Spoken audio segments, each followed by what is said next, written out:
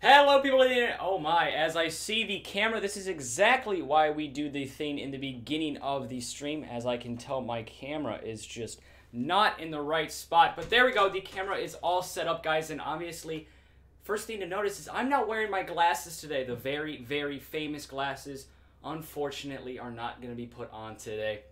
But we are going to be doing a great game as Runic are going to be going up against Sharx.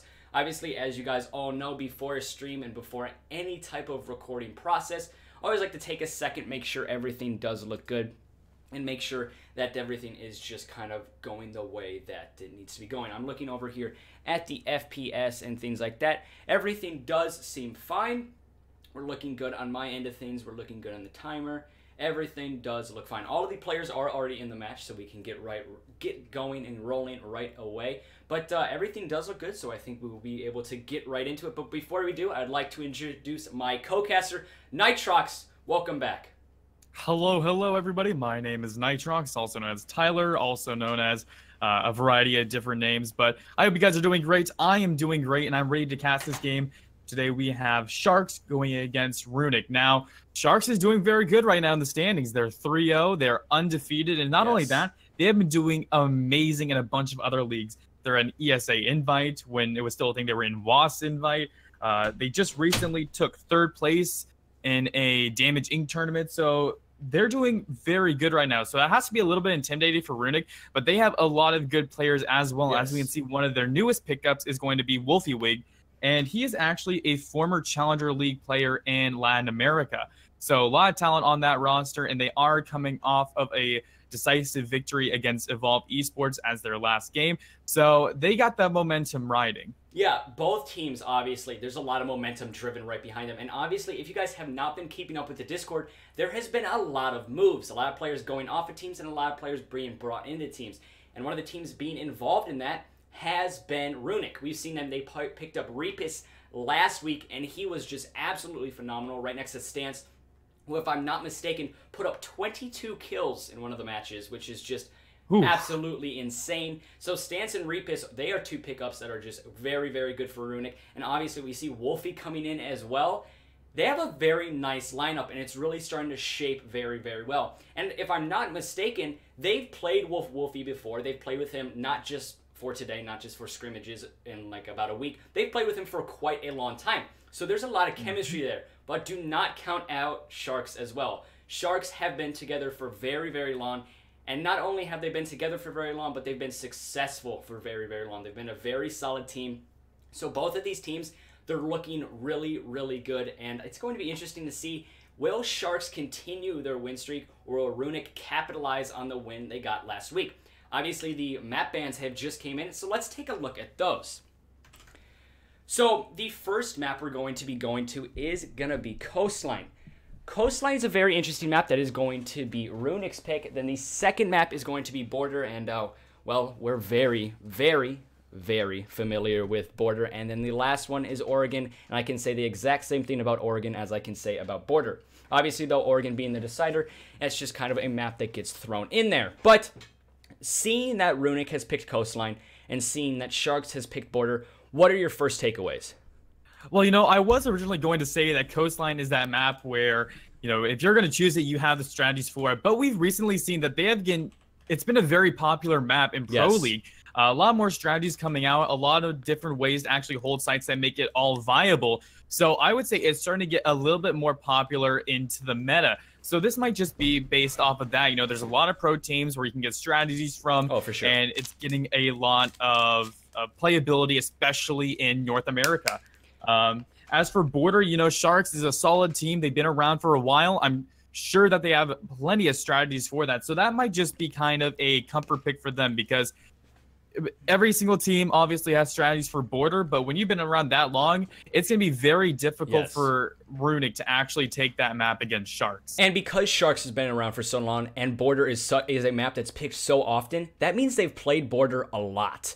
And when a team plays a map a lot, you expect them to get better. Even ranked matches, even casual matches, even just messing around on a map will make you slightly better on that map. But Sharx aren't just doing casual matches, they're doing competitive play. So border is going to be really tough for Runic to withstand Sharx. But again, it is a map a lot of people are familiar with, so there is a really solid chance for both of these teams. So I think the map ban phase is really, really even. Both of these maps, even the Decider, they are maps that anyone can adapt to and everyone has become familiar with. I don't want to say it, but Coastline is slowly starting to become a Oregon border type map where we see it a lot. And I think the most common 3 picked maps are actually Coastline, Border, and Oregon. And those are the ones we're going to be seeing today. But enough talking about the maps. Let's get right into it. All of the players are ready and we're going to get right into it. And we're going to be going here. It looks like all the players are. I'm just making sure with everybody. Yes, everyone is good to go. First map is going to be Coastline. It's going to be Runic's pick. Are they going to be able to withstand Sharx? Here we go.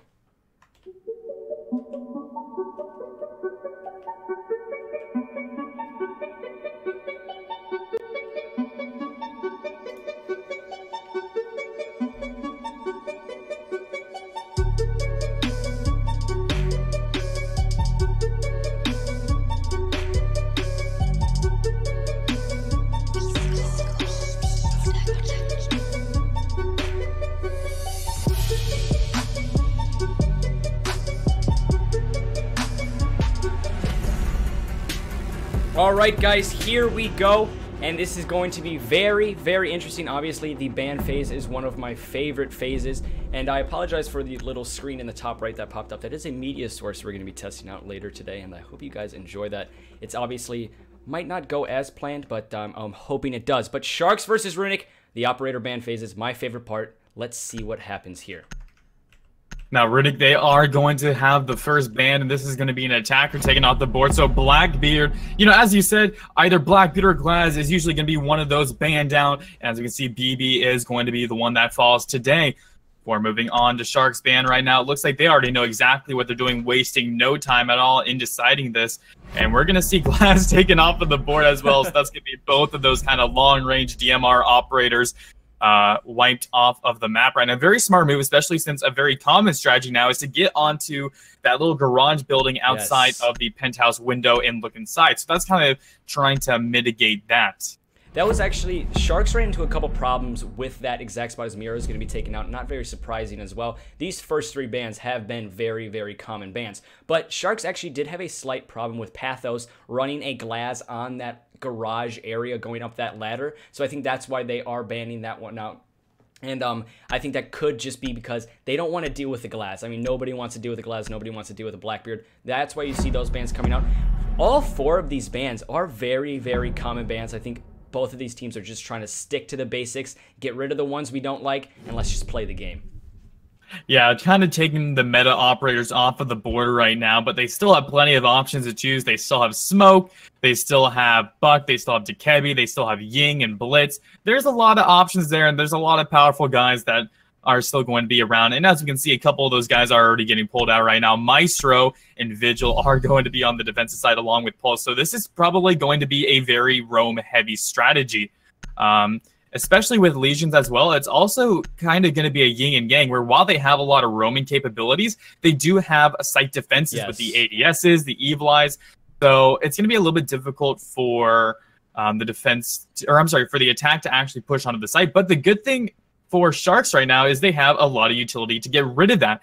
They have the Twitch drones to take out those ADSs and Legion mines. They have IQ who can scan out the goos in pretty much any single electronic device. They have plenty of entry, so this should be very exciting. Yeah, this is the type of defense we're seeing right now from Runic is they have a strong roam, but not only do you have to get past that strong roam, you also have to get past a very, very strong sight hold with the ADSs, with the Maestros, with the Bandits, with the Legions. They picked utility that helps the site, but they picked operators that helps the roam. So it's going to be very, very hard for the Sharx team to just get into sight, let alone take control of it.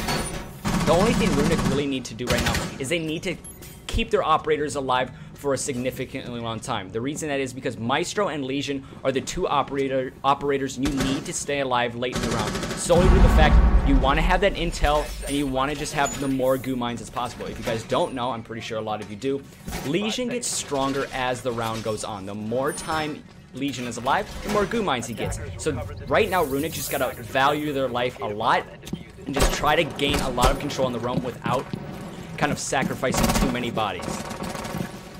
And they are going to be making their way over. It looks like this is going to be a western push at the moment. A couple of free fires going out there, not going to connect with anybody. No one on that side of the map right now. Jewel is going to be droning in his teammates while the rest of them get on top of the roof, which is a very good spot to hold. You can look into luggage, you can look into that aquarium hall area, and it makes it very difficult for them to actually kind of rotate from the first two halves on the second floor. They can get down the first floor, but you know, to try and get into that main VIP hallway is very difficult and very risky. We see Wolfie is going to go on those back stairs, and Vigil is going to get droned out early on. Stance is going to get caught out right now. Fox is going to go down, and Clicks is going to follow soon behind, though that's going to be 2 kills immediately into the round. Less than a minute off of the board right now. Not to start that Sharx once right now, as the large bomb is going to be coming out trying to find a couple of these roamers, but Tugmaster is going to find Stance, and that's going to be the Vigil down. So we see the 2 very strong roamers are the 2 very, very strong fraggers. Stance got 22 kills last match, and now we see Wolfie, the new signing. We know how good he is. That's going to be really hard for Sharx to deal with. They have gotten 1 off the board, but Jaeger is still looming around and just waiting to make his presence heard.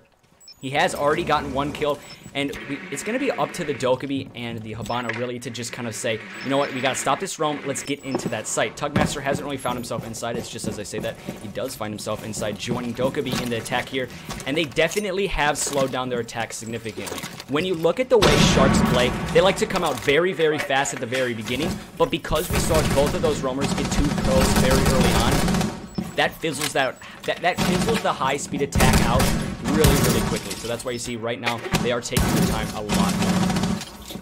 And the X-Kairos are going to be going down. Theater's going to get opened up, and that's timed perfectly with a logic bomb to ring those phones right now. Bobby watching the angle, making sure nobody's going to be pushing up early on right now as they prepare to enter into the site. We have about 3 members actually playing in the theater area, which is kind of different than most of the time. Plague sees the head of one of them, but is not able to connect the shots. Meanwhile, Wolfie is going to be on the flank. Will he be able to do something here?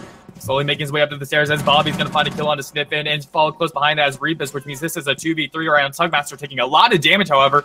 38 seconds left. Wolfie is going to try and get into the corner, but they don't see him. Jewel's going to get taken out right now, and that's going to be a Nitrous, which is going to knock him down, and it is all over for Sharx right now. That was actually going into their favor quite a while, but they made a big mistake in not hearing Wolfie accidentally shoot that basin and allow them to get 2 kills there.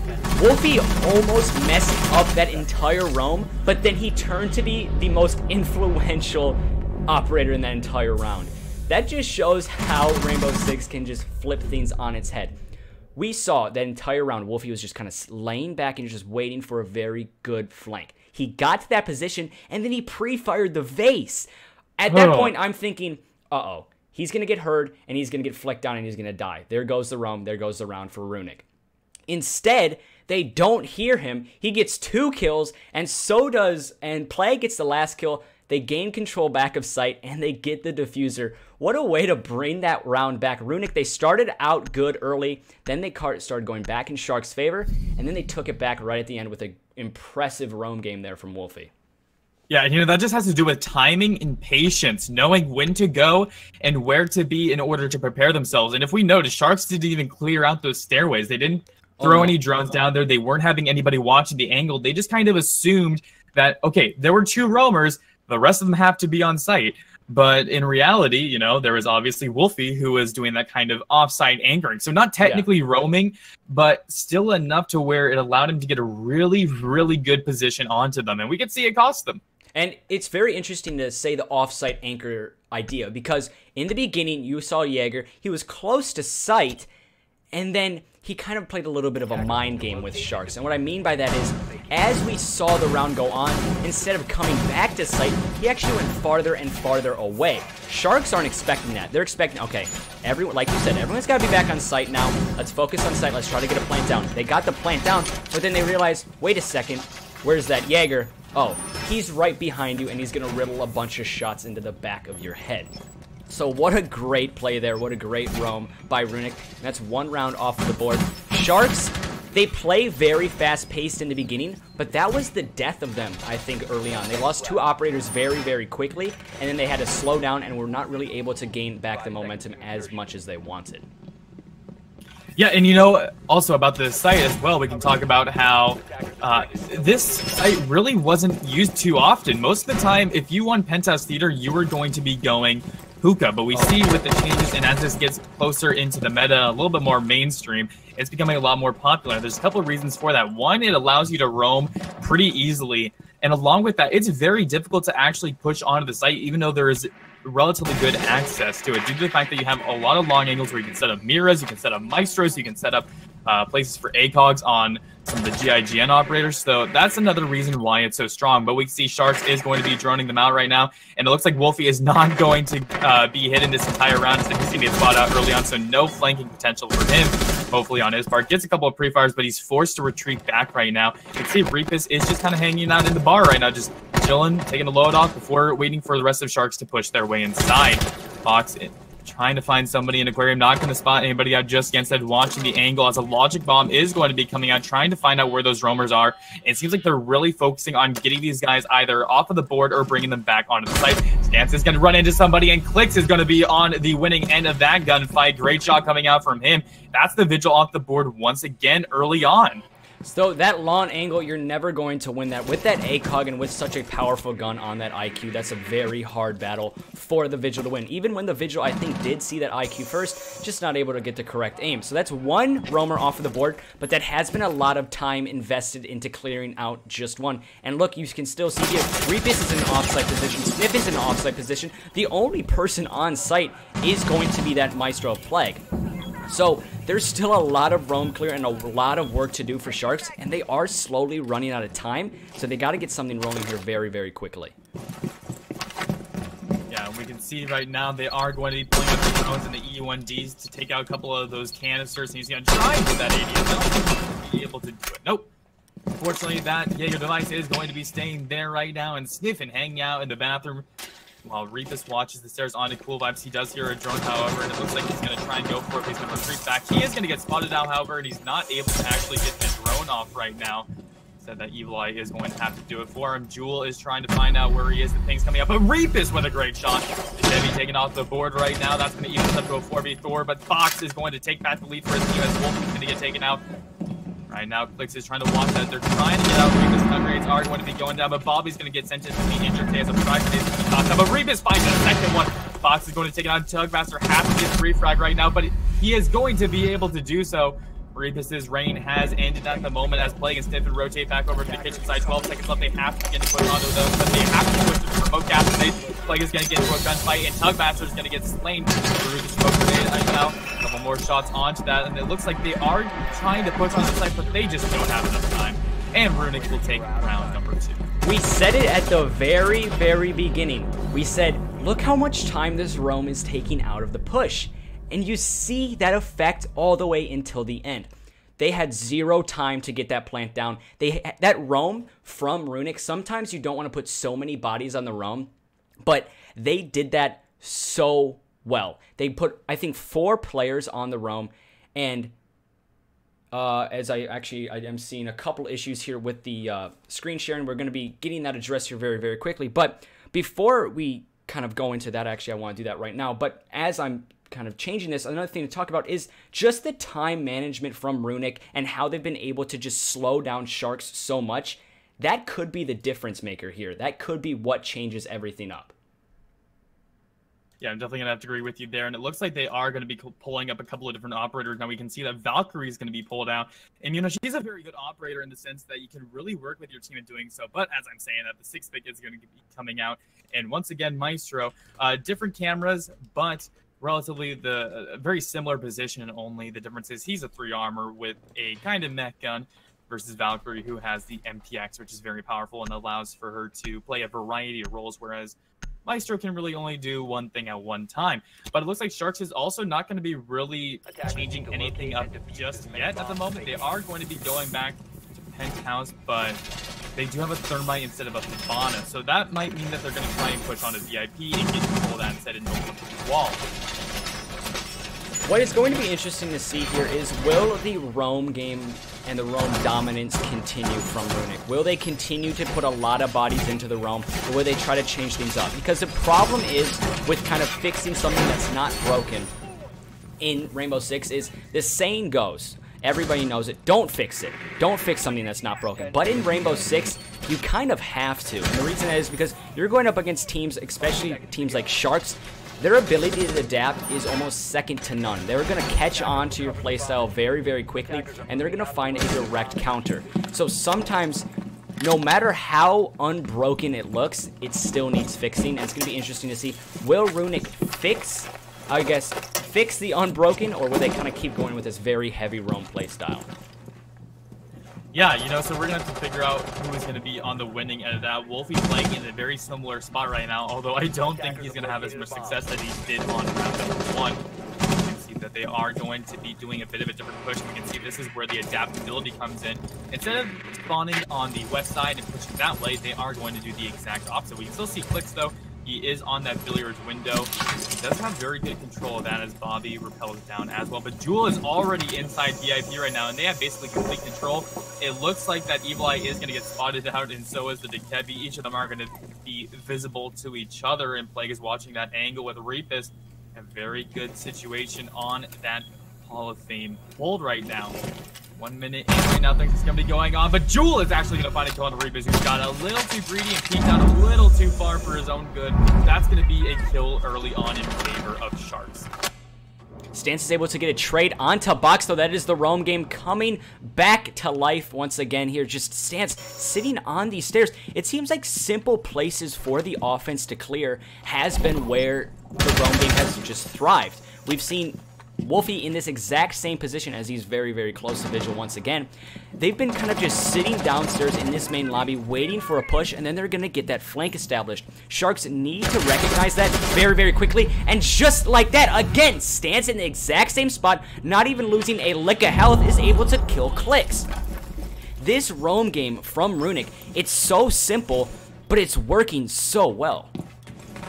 Exactly right now, and it looks like Plague is going to find somebody through that tiny little peek hole. Bobby is going to get taken out right now, and the pings are going down. Tugmaster finding a kill on his stance. Vigil is finally taken off of that right now, but Tugmaster is still making his way inside. He is going to succeed in injuring and finally killing Sniffin and pushing forward right now. This is all up to a 2v2 right now. Jewel is taking a lot of damage right now, barely holding on at the moment, but he doesn't realize Plague is injured. They don't have the points, and Wolfie is going to catch him out right now. This is essentially a 1v1. Plague is down right now, and it doesn't look like Wolf is going to actually be able to revive his teammate. Diffuser is not planted. Tugmaster is going to finally clear the kill. The two of them are going to exchange battles, but Wolfie is going to come out on top, and Runic picking up their 3rd consecutive round win in a row. Those are the type of rounds you just love to watch. Back and forth, and then comes down to a final gunfight. Those are just so entertaining, and I just love looking at rounds like that. And we're gonna get a lot of that, especially from these two teams. Runic have come out, and they've looked very, very strong. They've made 2 roster moves, and those 2 roster moves, plus just like looking at the way Sharks have played and just scrimming them and figuring out their strats and just doing their studying, they've made Runic into a very, very tough team to deal with, as that roam game so far has been almost impossible for Sharks to get rid of, and it seems it's been making its impact on every single round, no matter what way you look at it. Yeah, definitely going to have to agree with you there. And it looks like they're going to be switching things up right now. Clicks is going to be picking up Ash. Now, Ash used to be almost 100% pick rate every single time, and there were so many good players on her. But now she's started to phase out of the meta. She's not as popular, but she's still very good. And I think right now Sharks is just going to attempt to go for frags at the moment, because it seems like that's their main problem, is that they have really good droning, they have really good communication, they have really good pushes, but they aren't getting the frags that they need in order to effectively do those things.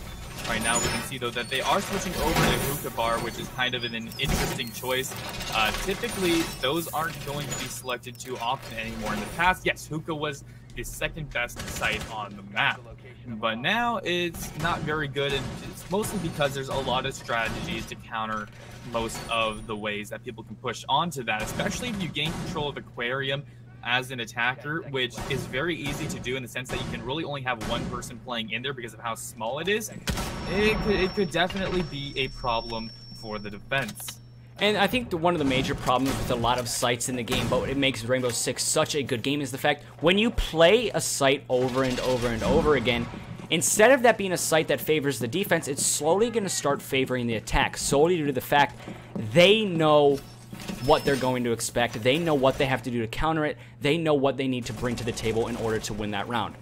And it comes down to the fact, because they've been able to play that site so often, they're going to figure out things as time goes on. So that's why we do see Hookah kind of falling itself out of, I guess, the meta, and has become kind of the third best site on Coastline, because it's just what used to be played so often. But again, the roam game here from Stance and Wolfie, both holding down VIP area, as Stance is going to be holding down that Hall of Fame, and Wolfie's actually going to find himself right into that VIP spot, just waiting for some type of push. Sharx got to clear this roam out. They got to clear it very quickly, unless that's just like that. Jewel is able to get a nice shot onto Wolfie. That's a huge operator taken out, and he gets another. Do not peek Jewel, because he is on top of his game right now, as both of the roamers, as I say that, I stand corrected, as we do see have an off-site anchor here of Reapus, but both of the deep roamers are going to be taken off of the board. That's exactly what Sharx needs. Yeah, very good start to have that there. Great shots coming out from Jewel, really making effective use of that DMR instead of opting for the more favored SMG-12. Looks like they are going to be trying to clear out Aquarium at the moment as they make their way forward. Minute and 25 seconds left. Sniffin actually has a pretty good position if they try to move on to that hallway, but he's going to rotate back around into the dealer's area. He hears one of them, and he's going to take a little bit of damage, barely escaping with his life, but Clicks is going to take a lot as well. That's going to be the two of them evened up at about 25 health. None stun grenades are going to be going down. That's going to be the second one coming out from Bobby as they begin to make their way onto the site. Clicks is going to spot somebody out, and he's going to make the call out in order to save Joel, make sure he's not going to be rushing through there. But Box is going to find a kill on the play. He's going to be able to take him out. Joel watching that right now. Tugmaster is going to find one, and so is Box to end it out around. And that's going to be the first Sharx round that they're going to pick up. And it wasn't just the first Sharx round. Obviously, yes, that was a huge win for them, but they did that in a flawless fashion. Not one attacking operator fell off the board. And you know why that happened? Because the roam game was dealt with so early. Jewel had two amazing shots with that DMR on the Vigil and on the Jaeger so early on that they weren't able to make those very hard flanks, those very influential flanks, and eliminate some of the Sharx players. They then forced all focus onto the site. Everybody got cornered in, and they just picked off all of the Runic operators one by one by one, and were able to win it in a flawless round. So great way to get rid of that roam, get rid of that very influential roam, and great way to win their first round, as it was in flawless fashion. Yeah, and along with that, it's also very fun to cast, because the way with the new formatting and how it works is, instead of having the teams rotate every single time, so, you know, attack, defense, yeah, it's now attack, defense, defense. Yeah. And it's very similar to what we see in CSGO. In CSGO, even if the team is 1-8 right now, it's very possible for them to come back into that. Oh yeah, and, you know, it gets the crowd more excited, gets them more pumped up. It also kind of makes the sides more even, because if this was the older setting, we would be going, oh, 1-3 right now. This is looking very dangerous for Sharx. But because of the new settings, which allow for different sites and allows for very, you know, the same attacks over and over before the halftime, it's definitely possible for teams to kind of come back a little bit more easily than they were able to do in the past. And I'd also like to add on to that, because this new format also forces teams to adapt. They have to be able to adapt very, very quickly, because it also gives them a way to adapt easier. The only reason I say that is because when you have a team playing defense for 5 rounds and you have a team playing offense for 5 rounds straight, you're going to catch on to a lot of things they're doing. That will then force you to adapt, force you to change your play, and that's always so fun to see. That is why I love this new format. It forces adaptation. It forces the strong team to come out on top and come out to just get wins and get kind of new strats, just pull things out of the bag. That's why this new formation has been so liked by a lot of people, because it brings a lot of things out in the game that we weren't able to see before. It really makes 2 key features for a team to actually win this: adaptability and versatility, in order to take the W right now. So it's just whichever team can do that better is going to be the winner. And we can see right now, it looks like the roam game is coming out. A little bit of a different strategy being pulled out from Runic right now. They are going to be turning off their phones as the logic bomb is going to be coming inside, and Sharx is making their way forward into the Sunrise Bar. couple of different angles being watched right now as they try to figure out if there's any first floor roamers, but that doesn't seem like it's going to be the case. It seems like all of them were on the second floor right there, but the Evil Eye is actually going to be able to catch them out right now. Looks like Reapus is playing right outside the office, opening up the blue room wall as he peeks inside. Will he be able to find somebody? The pings are going down from the Evil Eye. A couple of pre-fires are going to be trying to get the wall bang. Not going to be the case. However, Plague does the exact same thing with the same exact results. And at the moment, nothing going on right now, but a lot of the teams have a lot of the information, but overall, nothing's going to happen. But as I say that, Clicks is going to find a kill on his stance. That's a Vigil once again getting taken out early on, and Jewel is going to find one for himself. Plague is going to fall. That's going to be a 3v5 already, and it looks like Wolfie is going to get into a gunfight with Clicks. He's going to be able to find one before immediately being refragged by Box right now. And it looks like Tugmaster is going to find one as well, which means Reapus is the last one alive, and he finds one, but once again, for the refrag is going to be Tugmaster and Sharx with a decisive round victory. And I hate to beat a dead horse here, but the thing is, with that round, the roam game wasn't as strong as we've seen from Runic, and I think that was the difference maker. Obviously, now we do have a role rotation, so teams are going to be on attack and teams are going to be on defense. So Runic, we're going to be seeing them on attack for the first time. And I think we might see a little bit of the same fight fire with fire aspect here from Sharx. I think they're going to go for a deep roam game, try to get that roam just into the heads of the attack very early on, and then they're going to have to force Runic to adapt to almost their exact same playstyle. That's what I'm expecting here from Sharx, but obviously you can never predict a team's playstyle because Rainbow Six is just such a fluid game.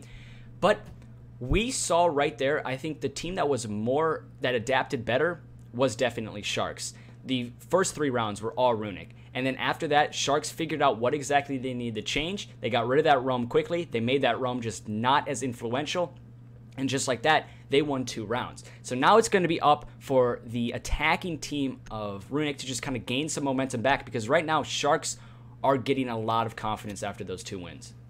Yeah, and I think a big problem was the fact that the Vigil was taken out so early, almost every single round. I think he was the first one to die for Runic for all 5 rounds, or at least one of the first 2, because even though he was playing Vigil, who is a very good counter to these drone-heavy types of teams, they were still able to find him quite easily. So I think that was a bit of a misstep on Stance's part. But we can also talk about now how it looks like Sharx is going to be choosing Kitchen in delivery first. So that's something that's interesting to note. They might have a couple of strategies for it. Now this is their map choice, or no, I'm sorry, this is Runic's map choice. So it's interesting to see that they go with kind of the off-meta first site. I think the reason you see a team like Sharx kind of pulling this odd choice of site is because they know it's Runic's map, and they know if they throw Runic off with a site that maybe they weren't as prepared for, that's just going to be a lot of just, I guess, confusion going Runic's way. And those slight advantages are huge in Rainbow Six, and I think that's why we're seeing Sharx try to maybe taking a risk here, as they are going to, I guess, a less viable site, but it's also going to throw Runic off a little bit. Yeah, speaking of risk, Tugmaster with that spawn peek right now. I'm not really sure what he was doing just outside of that doorway. It looks like he retreated back, which is going to be the smart move right now. Stiffen is going to be able to drone him out.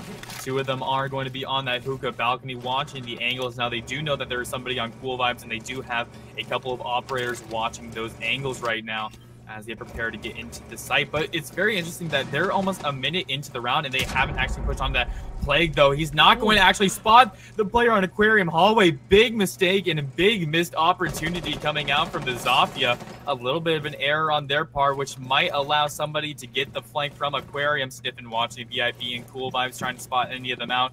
Not going to have the ability to do so. Stance, though, he's going to be able to find Clicks right there. That's going to be very good for them, because that could have gone poorly relatively quick for Sharx. That Jaeger could have stayed alive for a lot longer, but thank God that he was taken off the board. Plague did miss a couple shots here. His smoke is actually very close to taking out, as Box is going to be able to take down Sniffen, and Sniffen is still looking for his first kill, but Wolfie able to trade it back almost immediately as Tugmaster goes off of the board, and the first EE1D is going to be coming out, and the push onto site has got to come a little bit quicker here.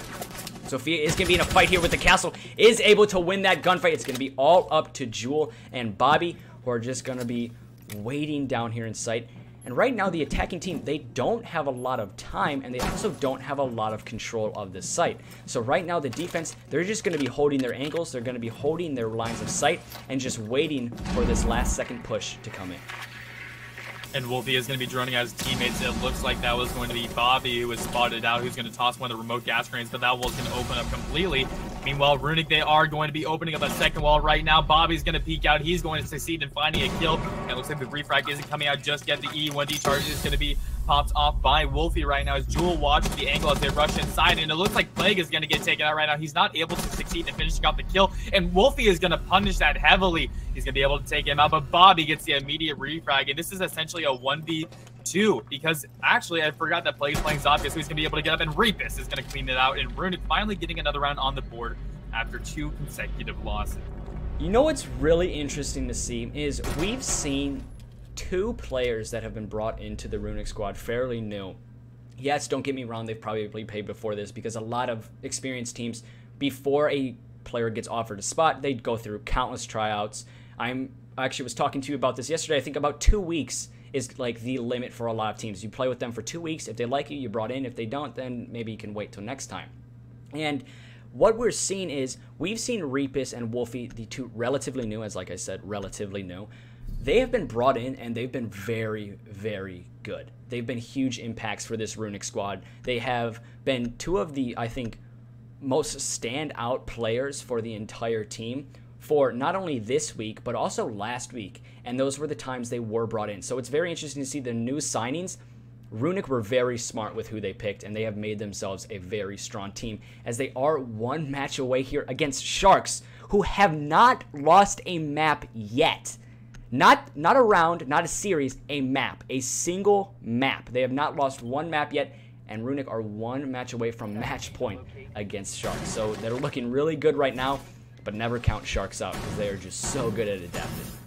Yeah, and speaking of adapting, you know, switching to another site, that's a very smart play coming out from them. They are picking the more viable site, in my opinion. Penthouse Theater is a little bit harder to attack, so this definitely can go either way at this point. I think that if they are going to get into match point in this round, I still think that Sharx might have the ability to get back in the overtime. Yeah. But it honestly, both of these teams are doing very well, and I think Runic is surprising quite a bit of people because Sharx has a very strong fan base. They have a lot of fans, they have a lot of people who follow them, and they've been in the community for a while, whereas Runic, they aren't as popular, they haven't been around for as long, so they don't have that kind of community buildup, but they're certainly showing that they are still a force to be reckoned with right now as they push on from the main entrance. We can see the drones are going to be coming out, and they're just situating themselves outside, watching for the runouts or spawn peaks or anything like that, which it doesn't seem like Sharx is going to be taking advantage of just yet.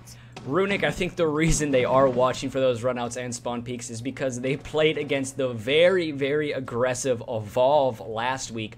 And we saw last week, when Evolve play on Coastline, you better watch those runouts. You better watch those spawn peaks because they're going to be coming for sure. So I think that's why we're seeing a little bit of a slower attack from Runic as they're just making sure they don't get caught out early. But already, we actually do see Sniffin trying to gain some type of control of VIP, and that's going to be huge for his team, as I think it's relatively uncontested here. He's going to drone it out, I think, just a little bit more. He's going to find himself hopping in there very, very soon. The only roamers we have is going to be the Vigil and the Jaeger, who are going to be downstairs, similar to the playstyle we saw from Runic. They're waiting for some type of flank to open up, and then they're going to make their presence heard for sure. Right now, Runic got to get rid of that Jaeger, got to get rid of that Vigil, because when it comes down to the late round moments, those 2 operators are going to be very, very hard to deal with. Yeah, and along with that, the 2 of them are together right now, which means the refragging potential is very high at the moment as they try to abuse those tiny little holes in the floor. Looks like Sniffin is going to be making his way back out on the VIP balcony as the wall is going to get opened up by Reapus. That's going to be going down right now, but they're able to shoot it off right now, and even though Bonks is going to lose his life, that's going to delay the push at the moment. The E1D charge is going to be coming out.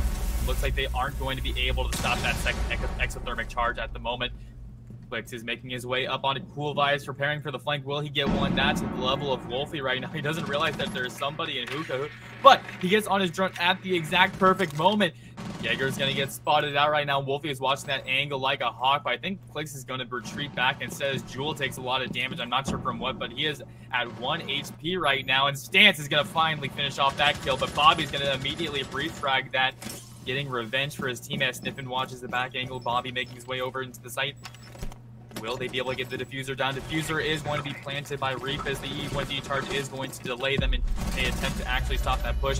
Sniffin tries to get a couple of shots down below, but Tugmaster is going to get taken out by Plague. Bomb is down, and this is looking very, very good for Sharx. As just a great kill that comes out from Clicks, but he is going to be low, and there's going to be having a retake now. Retakes are so very hard, especially against an organized team like Runic. They are on really good spots, and just got to land that shot into the Jaeger, and they do. It's going to be all up to the smoke now, and just as I say that, the Lion of Wolfie is able to take down Bobby, and now we see Runic on to match point. Runic are definitely turning a lot of heads right now. They're surprising a lot of the community. Like you said, Sharx definitely have the biggest fan base, but Runic right now, they're saying, hey guys, don't forget about us, we can play too, and they're playing very, very good. Yes, definitely. They're really showing that even though they're 1-2 in the standings right now, that they definitely have the ability to be a top-tier contender in this league. And we're seeing that right now, pushing this to match point. Even if it is their map, everybody expected Sharx to actually come out on top and just dominate them. But they're really showing that isn't the case because, yes, Sharx does adapt very well. We just saw that in the round before that they were able to kind of pull themselves back from a 3-0 defeat. But right now they are going to be switching it up a little bit. Box is picking up the Aoeah, opting for her instead of the very viable Vigil. And, you know, I think, honestly, the bans are doing a bit of number on both sides, which might be why we're seeing what we are. We saw that Runic were able to ban out Blackbeard and Echo, two very strong operators that I know Sharx uses quite a bit. But on the reverse side, Mira is a very popular choice and a very good ban to take off of, because I know for a fact Wolfie previously, before apparently switching roles, was quite the Mira player. So that might have taken a lot of utility off the board, but nevertheless, they're showing that they're doing pretty well so far, even with those bans withstanding. I think the thing to kind of take in consideration, just to look at, obviously this might not be true, but I think the Mira ban is actually hurting Sharx more than it's hurting Runic. And that's very interesting to say because Sharx was the team that banned Mira.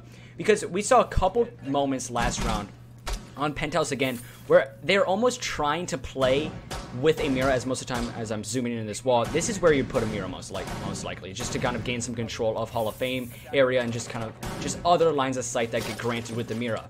And we've seen Sharx, they've been trying to play a site like they have a Mira, but without a Mira, and that's not going to work.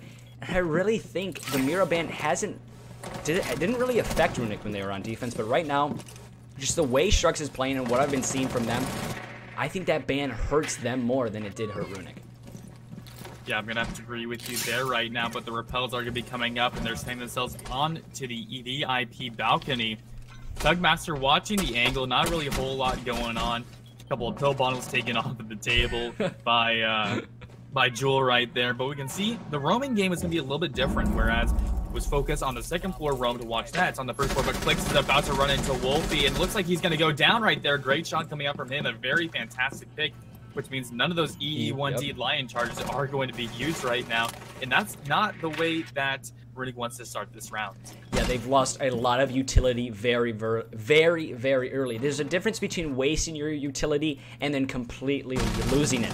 And just like that, Lion is taken off the board so early, and it looks like Twitch as well might be taken off as she's going to be peeked, but just a great kill onto Jewel. What a quick peek there from Sniffin, and that is actually his first kill. What a great way to come out of the board, but Box is able to trade it back, and the advantage has been given back to the defense here. And Sharx, Bobby right now is just going to be waiting for anyone to push into that giant hole that Thermite made. The drones are going to be coming out. This looks like a relatively similar push that we saw, as Sniffin's going to be going for that exact same angle and almost able to land the shots on the Maestro as well. Will Sniffin re-peek? Because if he does, Maestro has that angle on lockdown now. And right now, they are just waiting to plant at the moment, kind of droning everything out, figuring out where the roamers are, and overall preparing to push onto the site. And it looks like Tugmaster is going to punish Sniffin, who peeked out there, and Clicks is going to find one as well, but Rebus is going to grab a body for himself, although he is extremely lit right now. There's not a whole lot he can do here. Hit by that Gersbot mine as well, but he actually finds Tugmaster's head, but it's not going to be enough. Clicks is able to take out Rebus at the very end there and keep themselves alive on this map. That was the exact same push from Runic. Yeah, there's a couple changes here and there, different angles to hold, but essentially it was the same plan. Open up that VIP area, get control of VIP first, obviously, open up the wall, get the plant down. The reason it didn't work that time is because, again, adaptability. Sharx adapted, they figured out exactly what they were trying to do. They think, okay, maybe they'll try that a second time. Let's try to counter that. They got Valkyrie. They got a little bit more intel. They got Maestro in the perfect positions, and they also had smoke just to push that thermite from coming in even longer. Not only did they stop the offense from coming even into the site, but they also got well-needed frags. Getting that lion off of the board so early on was huge for Sharx. It made the push so much harder for Runic. They were not able to just get the intel they needed. And then again, when you don't, intel is probably the most important thing in Rainbow Six, and we don't have a lot of it. That's going to be tough to get a good plant down, and exactly that happened. They weren't able to get the plant down, and they also just lost so many bodies so quickly because they just didn't know where the defense was coming from. Yeah, and you know, we discussed adaptability and kind of switching up your play style, and it really seems like Runic isn't trying to do that. They're just kind of trying to force the strategies that worked earlier, which might not do so this round. They are going to be switching over to kitchen delivery. Now, Sharx didn't have a great hold on this last time, but we'll see if they're able to rectify that situation on this second round onto kitchen. But, I mean, we see the same exact operator lineup coming from Runic, which I think that they could switch it up a little bit, especially now that they're attacking a new site. Maybe something a little bit more versatile in terms of vertical gameplay, like a buck or a sledge, because if they're able to get second floor control and they can sledge it open, that's a lot of good angles on them. That's a very strong gun, and overall, I think that would be a little bit better for them, but it just doesn't seem to be the case. I think the last thing we want to see Runic do is try to keep doing the same strat. They've done it a couple times and it's worked, but we need to see them this time. Even when they do have the same operator picks, there's always that chance of where they change something up. You can have the same exact operators but have a completely different strat. But we got to see that here. They can't do the same strat as they did. They can't just try to go for the plant early on. They can't just get into sight as quickly as they want to, because I think Sharx are just going to be expecting at this point.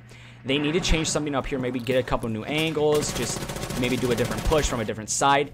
But if they do the same thing, they're just going to let Sharx back into this match, and that's the last thing you want to do. After you've gained so much momentum on the offense and getting just a lot of rounds that a lot of people didn't expect you to get, you don't want to give those up that quickly. No, certainly not right now. We can see that they are going to be beginning to drone out, trying to figure out where everybody is overall, and it looks like they've had very good roam clear for the first 30 seconds, I would say, of the map. They're able to figure out a couple of the various common spots, but overall, they're not really getting much from it. Click's playing in that hallway, however. He might be running into somebody very soon.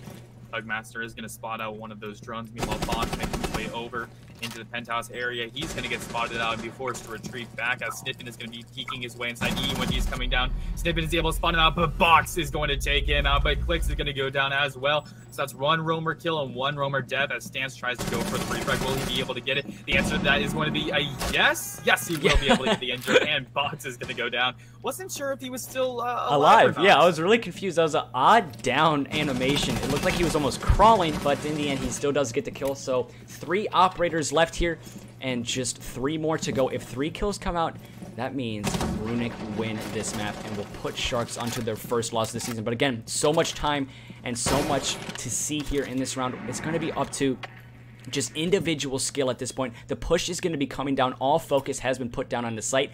Can they get that plant down, or will the Sharx players start fragging out? Right now, 55 seconds left. They have to prepare to push onto the site, but it's not looking good. Tugmaster is going to get taken off of the border right now, and Bobby, trying to get a frag from that delivery doorway, is not able to succeed in doing so, but they have a lot of eyes watching that, and not a lot of people to want their flank as well. The exothermic charge is going to be opening a door right next to them. The E1D charge is going to be coming down, and Wolfie's going to find a kill to Jewel. This is all up to Bobby to save this map, or they are going to lose their very first map, but it looks like that's going to be the case. Reapus is going to get the final frag of this map, and that's going to be the first time we're going to see Sharx actually lose. I'd be lying if I told you I wasn't surprised. And the reason I say that is because Sharx, they just have so much riding with them. They have so much skill. They have so much experience. But Runic, they played so well. That was just a strong round for them. Yes, there was hiccups here and there. Yes, they sometimes repeated their strats, and it just kind of was like a little bit questionable play here and there. But in the end, they got the win, and that's what really matters. So we see the first time Runic are able to sniffing, living up to his Katie. As we see a couple chats coming out from other players, but for the very first time, kick our asses. Jesus, please stop. But for the very first time, we see Sharx lose a map. Very, very interesting. Touche. And, yeah, that was awesome. Let's see what the next map holds. Obviously, this is going to be Sharx map. They definitely were going to be expecting a little bit more from them. That was Runic's map, but it is on Border, and everybody is a little bit familiar with Border. Can Runic pull off a 2-0 against the very, very strong Sharx? We're just going to have to wait and see. Obviously, there's going to be a little bit of intermission here, and we'll be right back with you guys as soon as possible.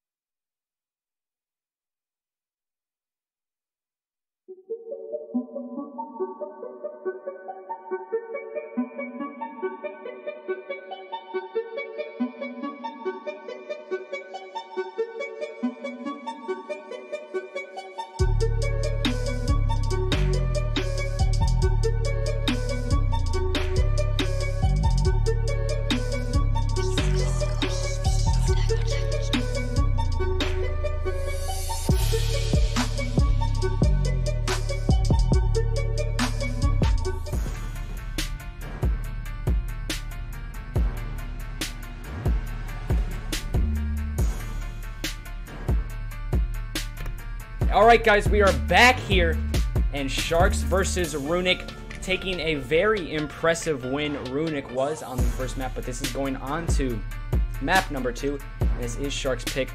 Are you expecting Sharx to bring it back here, or do you think Runic might be able to run away with it? You know, before that first map, if you said to me that same exact question, I would definitely say Sharx.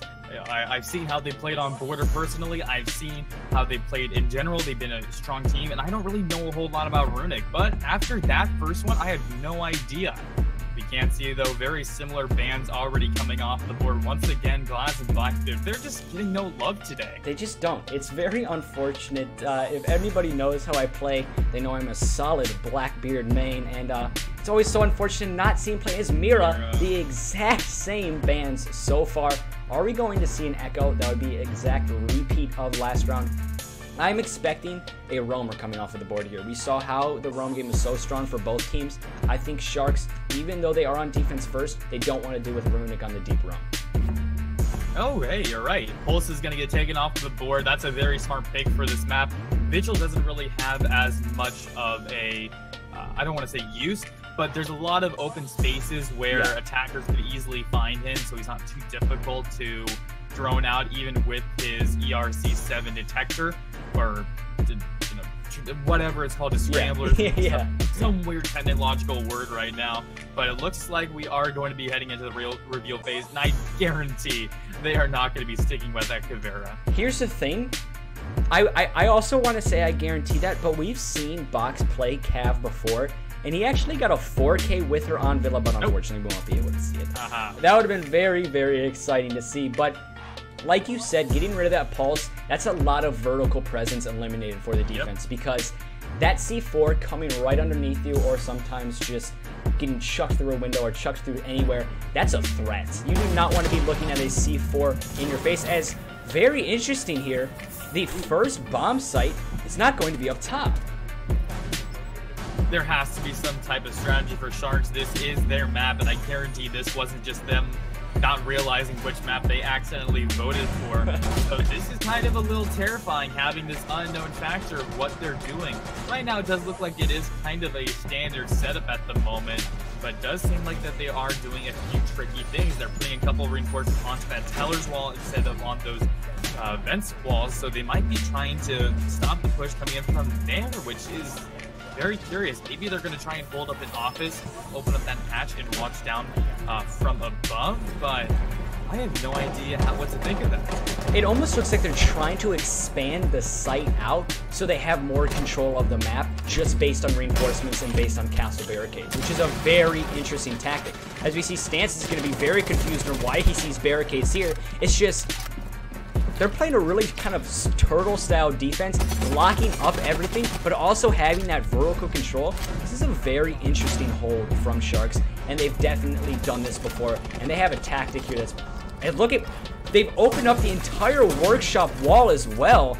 This is a very, very interesting way of playing defense on Border, and I think it's definitely going to throw the offense off, but it's not going to throw Stance off, as he is able to get one kill, as he's able to get another there right through the wall. And that's the roam game completely eliminated.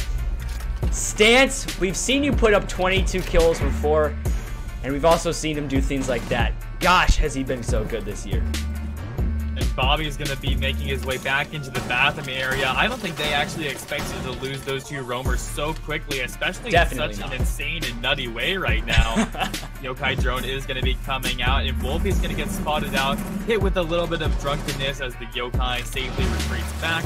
And right now they are going to be opening up the second floor holes in the ground. We can see that Jewel is going to find Wolfie, however. That's going to get the Lion off of the board with one E, one D still in his backpack. So a little bit of utility taken off of the board right now as Plague begins to drone onto the site. Going to be making their way back. They have to get the diffuser, which it seems like one of them might have accidentally left behind right now. That's going to delay their push just a little bit. It might allow Sharx to kind of double down on their hold at the moment. We see Jules actually playing custom, so that's some off-site anchoring, especially on an Echo. Very interesting decision. We'll see if it works out for them right now as they get a little bit of information on that hatch above. Minute left right now, 3v3. This could go either way. It's really in anybody's hands. There's enough time for the attack, but it's also slowly ticking down. So at this point, you just want to see Sharx just try to slow them down even more, because there's really no advantage for either team. It's a 3v3 as a gunshot is going to be coming out and just riddling past a bunch of the offenders and defenders, but nobody taking enough damage to make it lethal. As Bobby is able to get probably one of these most simple kills on Sniffin, and Sniffin just runs into sight. Very, very premature push there from Sniffin. It's going to be all up to Stance and Plague. Stance trying to land a couple shots onto the Echo. Just missing as Jewel is put down very, very low. And Plague is taking a couple bullets, but Plague's able to get the kill on it. Bobby is back down to a 2v2. Get rid of that Echo. The C4 is going to be coming out. We hear it, but it's not going to land. Plague is taking a couple shots. He doesn't know where from. And just like that, Jewel gets killed, Clips gets a kill, and Sharx win the round off of a very, very interesting defensive hold. Yeah, exactly, and I'm surprised that actually worked in their favor. I thought once they lost those two roamers, it was definitely going to be picked up by a Runic, but I think just having that very interesting strategy combined with the fact that Runic really didn't know how to play against him, they really weren't expecting a fence hold, you could see it kind of threw them off a little bit and allowed Shark to kind of take back that round. The thing that's really interesting to take away from that entire round is once Runic got rid of those roamers, I think they were definitely expecting a traditional site hold. Let's try to get into site, let's try to get control, maybe get a plant down. But then once they droned it out a little bit, saw what type of hold it was, that really stalled them. We saw them kind of just running around upstairs and not really knowing what to do. That all comes down to the fact the Sharks' mind play right there with that site hold and just the way they held that site in general, it really threw Runic off. Yeah, I'm gonna have to agree with you there, but right now we are gonna see that they'll be switching it up, going back to the ever so popular Armory Archives locker, and I kind of like the strategy of going somewhere else before returning back to the best defensive site, because it's very rare for attackers to actually win against this site. It's pretty much almost a 100% win rate for the defense, in my opinion. So this kind of, it almost secures another round for Sharks. I'm not saying that it is going to be 100% for sure their victory, but it's a very good position for them to be in, especially with the setup they have. They have 3 different ACOGs, they have the smoke grenades, and they have the ADSs in order to hold onto the site. So I'm expecting them also to kind of basically be turtling on there, not really moving around or doing anything weird like that. As I apologize, guys, I realized the media source was playing throughout the stream. I hope you liked the beat, though. Just making just a little test, hoping you guys all liked it. And I apologize for that, as we had a little bit of a hip-hop siege moment there. But we are back in business here, and we are also going to see Sharks going on a much more viable site. But is it going to be as interesting as it was? Are they going to be opening up some kind of interesting holes? Are they going to be throwing off the offense as much? I don't think so, but you really never know with the way Sharks plays. Yeah, definitely. Sharks is a bit of an unknown element in terms of what they're doing on this map. They have so many different strategies and ideas, and they've been around for so long that it really makes it difficult for them to kind of be predictable, and for teams and casters to figure out what they're going to do. Box, however, playing very far from sight, which is actually quite surprising, hanging out with clicks right now as Plague is going to drone out the yokai. That's going to be Jewel spotted out in Fountain right now as they set themselves up on the eastern balcony. Will they be coming out on top of this right now? Fox making his way back into the workshop as Reapus and Plague and Wolfie start to make their way over onto that eastern balcony, watching the flank, making sure they're not going to be having anybody trying to come up there and ruin their parade. Minute and 45 seconds left. They have plenty of time, however.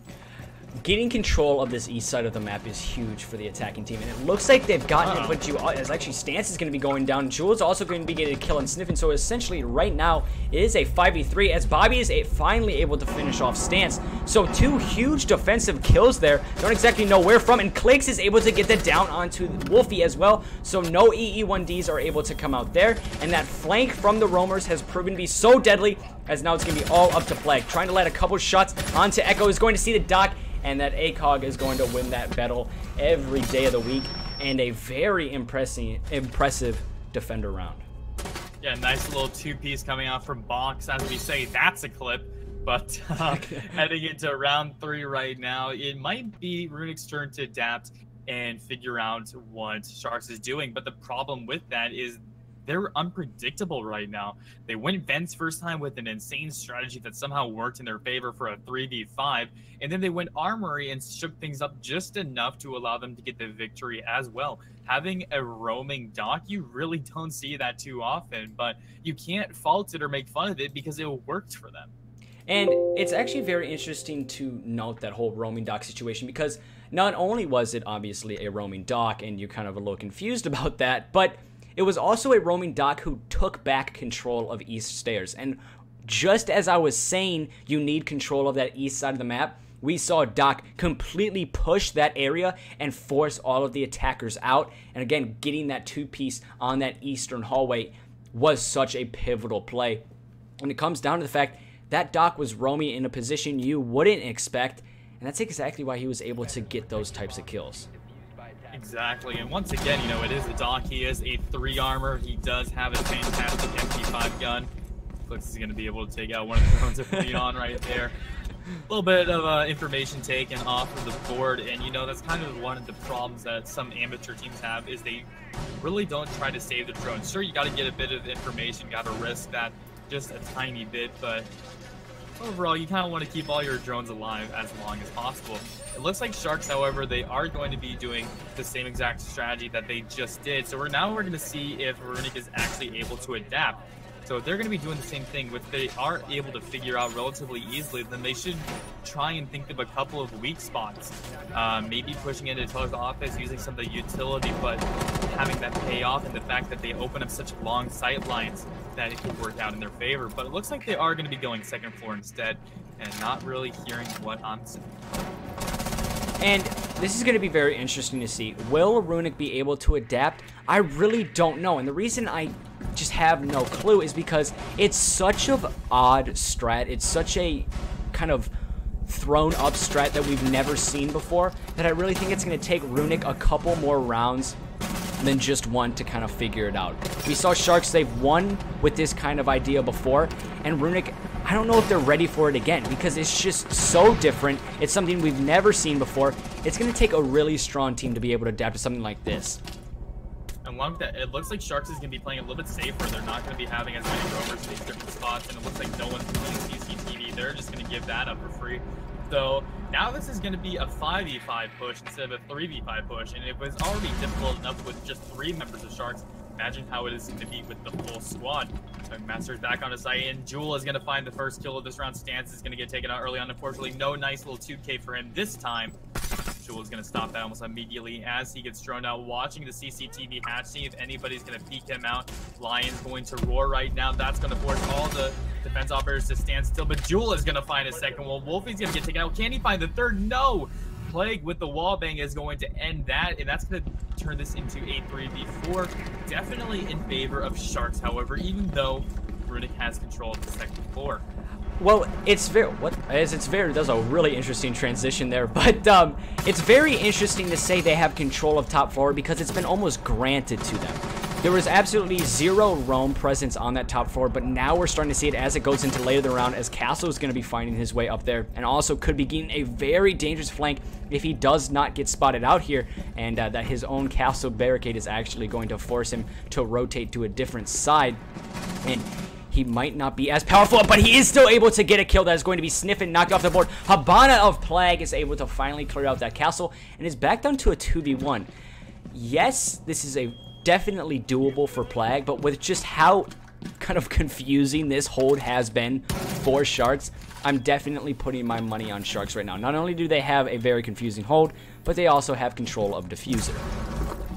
Plus, Plague is going to be very difficult for him to actually get onto the site right now, making his way over to middle stairs. He doesn't have any information. He can't have drone because he doesn't have time, and none of the Sharx members are going to get spotted out on those. So he's going to be making his way on events, taking a lot of damage. Not really sure where from. He does figure it out eventually, but time is ticking away, and this is not looking good for him right now. The two of the Sharx members just have to stay alive, and Bobby is going to be able to find the kill anyway, and Sharx once again with another round under their belt. In that type of situation, it's really hard to favor the attacking team, and the reason it's so hard is because when you don't have control of Diffuser and you also have time ticking down, you gotta go for frags. That's really the only solution.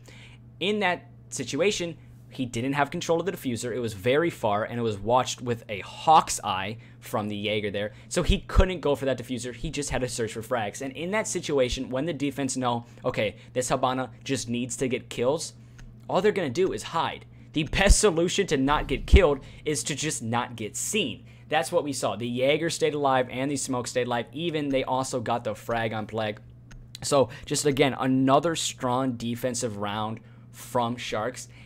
And if they go back downstairs to that ventilation room and they do that very interesting strat we've seen, now the question is going to be, Runic have seen it a couple times. They know what they're expecting. Is Sharx going to do it again? And if Sharx does do it again, does Runic have a proper counter yet? I think this is honestly going to go in Shark's favor. Once again, they're already switching things up and being unpredictable, utilizing that 6 pick in order to swap off the dock, which I guarantee Runic 100% assumed that they were going to be sticking with, and opting for a Valkyrie instead, which is going to give them the information that they need. Because I think a flaw that they've had so far on this match is even though they've been winning 3-0 at the moment, they've been allowing Runic to kind of have free map control outside of their little hold on the sites. So I think having the Valkyrie is already going to counter that, and even though they're winning, they're still adapting to how Runic is playing. That's going to be very hard for Sniffin, Stance, and those guys to actually get something going. But we're going to be heading into the action phase right now. Bobby working on a couple of shotgun holes in order to watch down below as well. So this is going to be definitely an interesting round. Something to note is if you were looking in that preparation phase, I zoomed in on Maestro opening up as we see Plague right here is going to drone out that security room wall. It's been opened up. That's a type of strategy you see when a team has a Mira. It's the open area strategy where you just open up as many kill holes, as many lines of sight, and having that Mira you can peek. But we're actually seeing Sharx do kind of the same strategy and same setup, acting like they have a Mira when they don't have a Mira, and they're essentially using the Maestro cameras as the Mira, but the Valkyrie camera unfortunately is also going to be spotted out, so the intel is only going to be coming from that Maestro camera. So it's a really interesting way to utilize Maestro. They're almost using him as a mock Mira, and unfortunately that Evil Eye is also going to be taken out just like that. So there goes that strategy for Sharx, and that's a great way for Runic to kind of fizzle something out of the Sharx defense very early on. Yeah, great start for them at the moment right now, but they do need to get a couple of those operators off of the board. Clicks watching the angle before retreating back onto the site.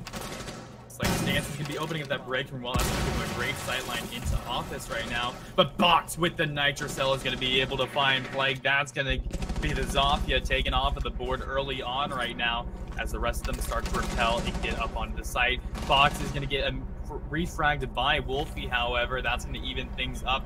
And it looks like Clicks is watching the angle. Tugmaster, however, once again, a roaming 3 armor as Reefus finds a kill on the Bobby, and the Lion will roar safely. Wolfie's going to be spotting that out and forcing the defense operators to retreat back as Stance plays aggressively, trying to push onto the site right now. Sniffin with a kill. Clicks is going to get taken out. That's going to be immediately followed up by Jewel before Tugmaster finds one for himself. Stance is going to get taken out. That's the Ash dead on the stairs.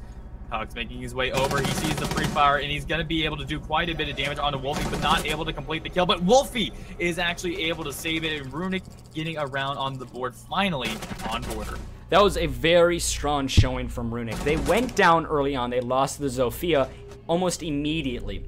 It was around, I think, 2 minutes when the C4 came flying up from that Valkyrie, killed the Zofia, and at that point, when you get a C4 kill, not only is it just a huge kill because it's in the beginning of the round, but also it being a C4 kill, that gives a lot of confidence to the defensive team. But Runic, they stayed strong, they held their angles, and they just had a lot more coordinated push there. They figured out exactly where Sharx was going to rotate, they figured out where Sharx was going to be.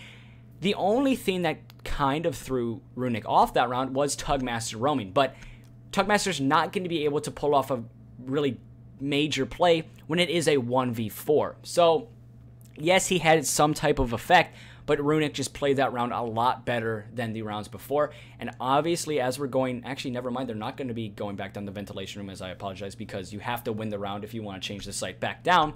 They're going to be going back to Armory Lockers here. Now I think Sharx are going to change some things up. This is their map. I'm definitely expecting a lot of strats for this upstairs hold. They're definitely going to be changing something up here that we weren't expecting. Just the way we've seen them play, I think that's just what's going to happen here. That is certainly true. However, Runic did a really good job that last attack. That was a decisive win for them. It wasn't even close. So we can really see that Runic is starting to get comfortable on this map. And, you know, we're kind of seeing the reverse of what just happened on Coastline, where Runic took the first 3 rounds, and then Sharx got the fourth one. It's vice versa. Sharx got round 1, 2, and 3, and then Runic will be picking up number 4. So the question is, will we be seeing the same exact thing in reverse, or will Runic be able to take it back? Obviously, the way to keep that pattern going would be Runic getting a win here, and then in the end, Sharx winning the map. But in Rainbow Six, it is really impossible to predict a win that early just based on patterns. Yes, it can help you. Yes, it can kind of give you a sense of what might happen, but you can never bet all of your money. You can never bet the farm on one team winning or one team taking it, because it is just such a fluid game. And we're actually seeing a fairly similar hold from, actually almost the exact same hold from Sharx here. And my fault, not Plague, as the entire team of Runic, if they just do the same thing again, you'd expect them to take this round and make it a 3-2. Yeah, you know, a problem that we might be seeing here is even though Sharx has some great strategies, they might be getting a little too comfortable with those. We can see they are pinging out on that Evil Line. That's going to give away its positioning. Might be a bit of an issue because they do have an Ashe who is able to get rid of that quite easily along with his Aoeah. But it doesn't seem like they've actually been able to spot it yet, so I could be wrong. And Fox is going to find a kill onto Wolfie, taking him out with the MP5K. A very nice run out coming out from him as he retreats back safely. That is a huge area of control for the attacking team and has been definitely just given up to the defense. But Stans is able to get a late refrag there onto Clicks, but the Mute is still on a very, very deep realm. He unfortunately has wasted his C4. I don't exactly know where that was utilized, but he obviously didn't get a kill with it. So a little bit of a waste of utility there, but just Box being on this deep realm in a very nice position for a late push from Runic. Runic got to address him quickly, or he's going to make his presence heard. And also, the Lion getting taken down. No EE1Ds coming out. That's a lot of utility knocked off of the board. Sharks are looking good right now, but it is still even at the terms of numbers. And Box is going to be, I'm sorry, that's going to be Bobby throwing out one of those remote gas grenades to stop the push right now, but that's a minute into the round. 2 minutes into the round, and he's just tossing it out. Stiffen's going to find a kill onto Bobby. However, that's going to be the smoke taken off of the board, which means no more toxic bait for them. Nothing to deny this plan other than a gunfight, which it looks like it's being watched from down below. And Rebus, with a great shot, is able to predict that perfectly and take him out early on. This is looking very good for Runic. Making their way inside. Rebus doesn't actually spot Tugmaster on the bomb, and Jewel is going to find one for himself. And a second one for Tugmaster. Third one for Tugmaster. What? Oh my goodness. Sharx able to take that back with a really nice 3K for Tug. Tugmaster just sat in that exact spot and the bodies just came flying. Like that one song we've all heard in the YouTube montages, let the bodies hit the floor. That's what Tugmaster did, and he was able to get just so many kills there and able to secure the round. And that means 1 round away here from match point from Sharx, and also going back downstairs. No, my fault. Actually, we're not going back downstairs, going back upstairs, but with a change of defense. So now the Runic team are going to be on defense, and let's see what Sharx can bring to the attack on their map of Border.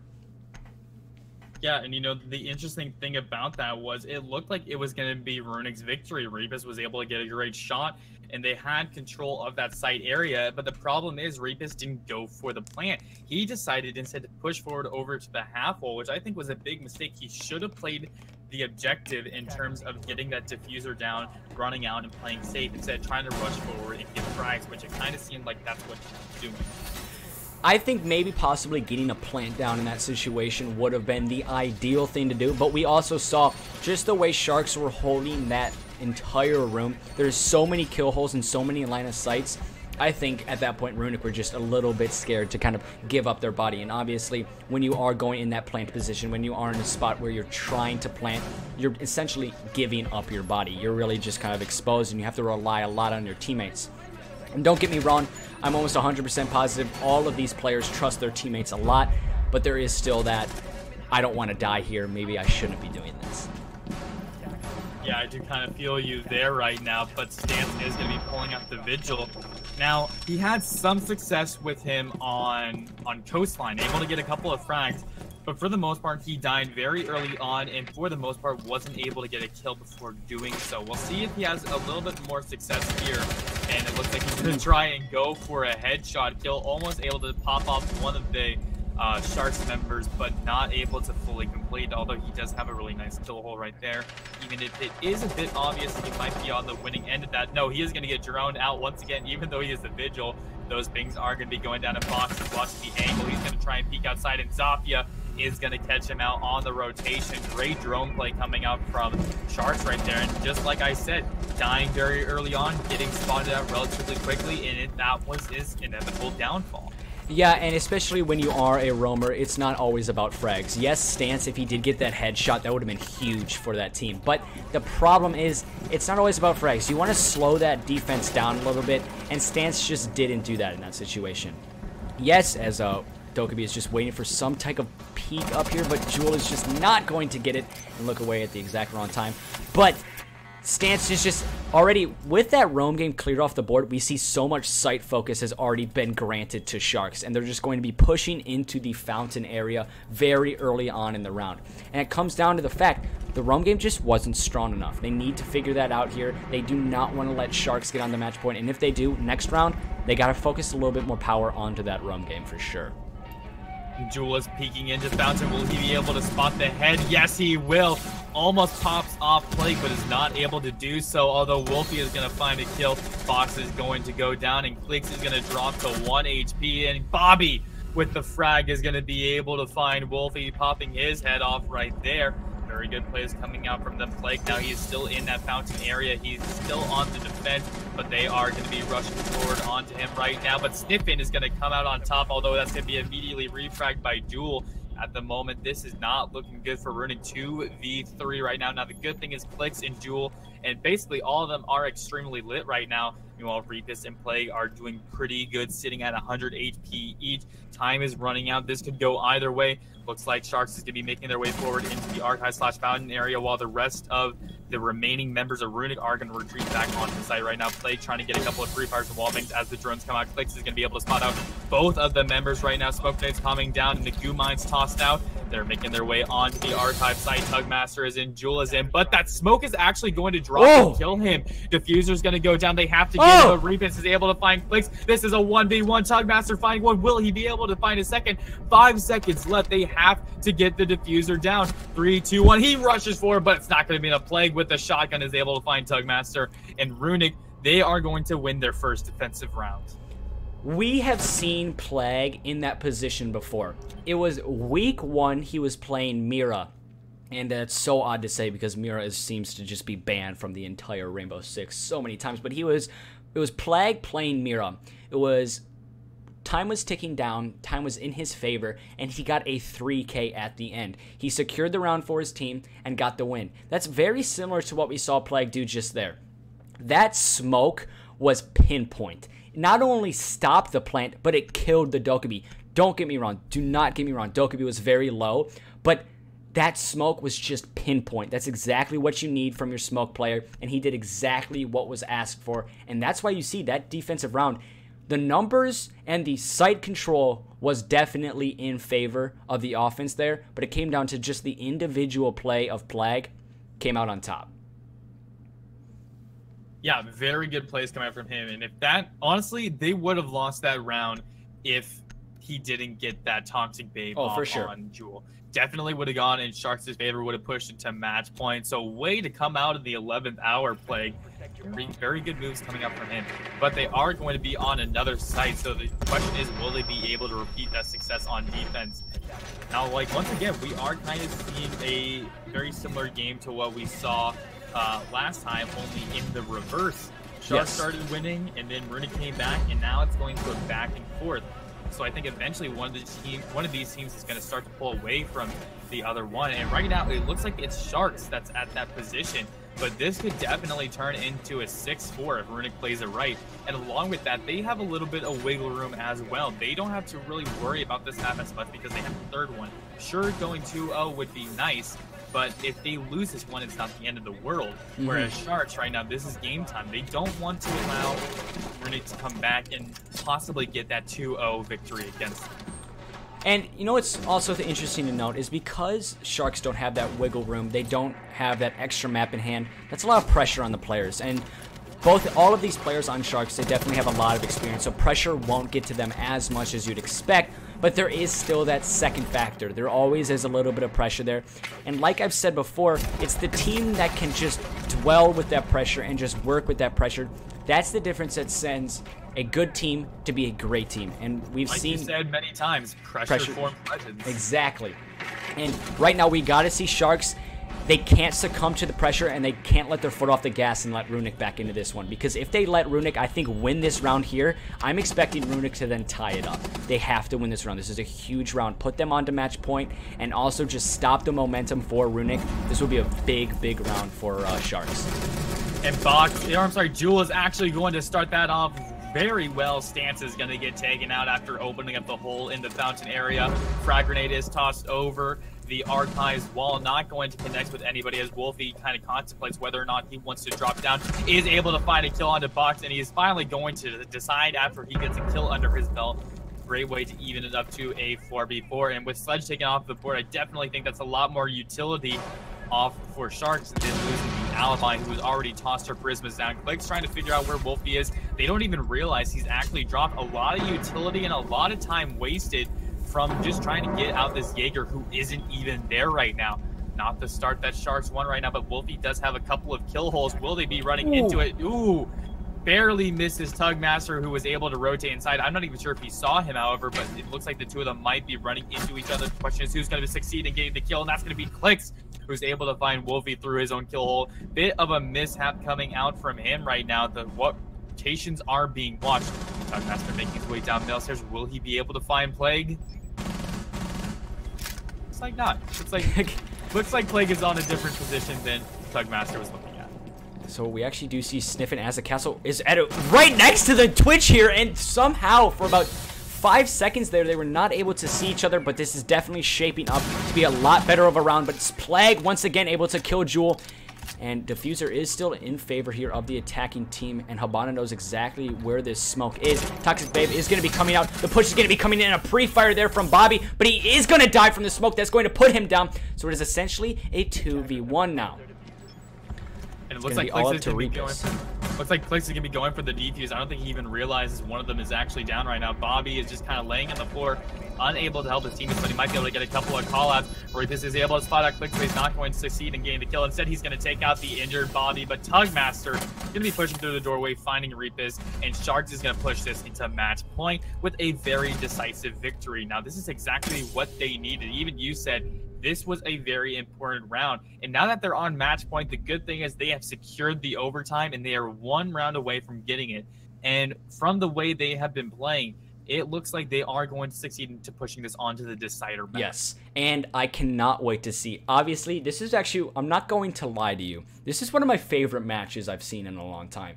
These two teams, we went into this, everybody was expecting Sharks. Sharks is a huge fan base. Everybody wants Sharks to win. Runic win the first map. Sharks are looking really good on this map. I want to see a match 3 from this teams. I really, really do. And I think the last round, the difference between the two teams last round was just communication, because Tugmaster established such a strong crossfire and knew exactly where he needed to be that Legion was really just done for no matter what. And not only that, earlier on in the round, there was intel constantly coming out to Jewel, Bobby, Tugmaster, where exactly they want to get the plant down, where exactly the operators are going to be, because we saw one operator die to smoke, immediately gets called out. Habana pushes in super quickly, gets the kill on the smoke. Unfortunately, she does go down and die in the end, but that kill on the smoke was what invited that offense back in. They got the plant down, and that's what won the round. Communication and intel was the difference in that round. Yeah, definitely going to have to agree with you there as we head into the potential final round.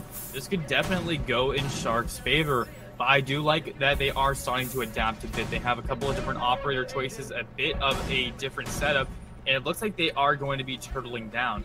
Now, you and me both have casted a game where going from having a lot of roamers to turtling down was the make it or break it moment.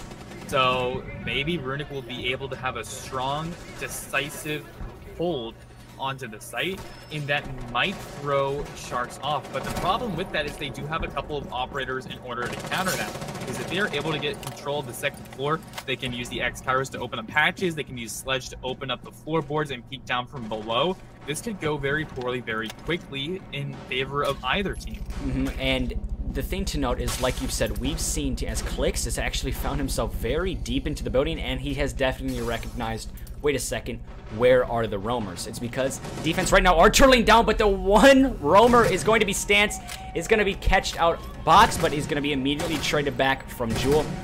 And Jewel is trying to catch out the Sniffin as well, who is playing Castle in Archives here, and is just dealing with that Twitch drone, who is being a very, very pesky little drone, just bringing that Castle down just a little bit more. Plague is met with a lot of bullets. You do not want to see the smoke go down this early. That will be huge for the attacking team.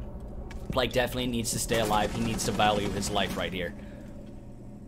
Yeah, definitely. I mean, losing those operators already early on, and along with that Plague almost going down, that would have been a very huge kill for Sharks, losing those remote gas grenades. Wolfie tries to get a wallbang kill, is not able to succeed in doing so, even though the pings are coming down and the markers are going to give away their position. But a minute 35 seconds left, they already have that wall open. This is not looking good for excuse me, this is not looking good for Runic. They have very strong sight lines, very strong control of the second floor, and it's going to be very difficult for Sharks to actually, or I'm sorry, Runic to actually do anything. Bobby throwing in a couple of stun grenades. That's going to spot out Sniffin right now. Yokai is going to get spotted out, though Jewel is going to catch him out, but Sniffin is going to go down, and so is Wolfie. I'm actually surprised Sniffin and Jewel were in the same room. I thought they were teammates. I was like, why did they shoot the Yokai drone? But, ugh. They were literally sitting right next to each other and just did not know about each other at all. But it really doesn't matter at this point, because it's going to be back down up to Plague and Repus. We've seen these two in this position before. They've won a 2v4 once, but it's said lightning doesn't strike the same place twice, and Plague going down is going to be a 1v4. Repus has to bring his big guns now if he wants to keep this map going, and unfortunately he left them at home, and Tugmaster is able to secure Border for Sharks. Border, it was Sharks map, and they proved why it was and exactly how strong they really are. Now we're going on to Oregon. Who's going to be able to win it? We're going to be having a slight intermission here as always, and we'll be right back with you as soon as possible. I cannot wait to get into this match. Runic versus Sharks. It's looked so good so far.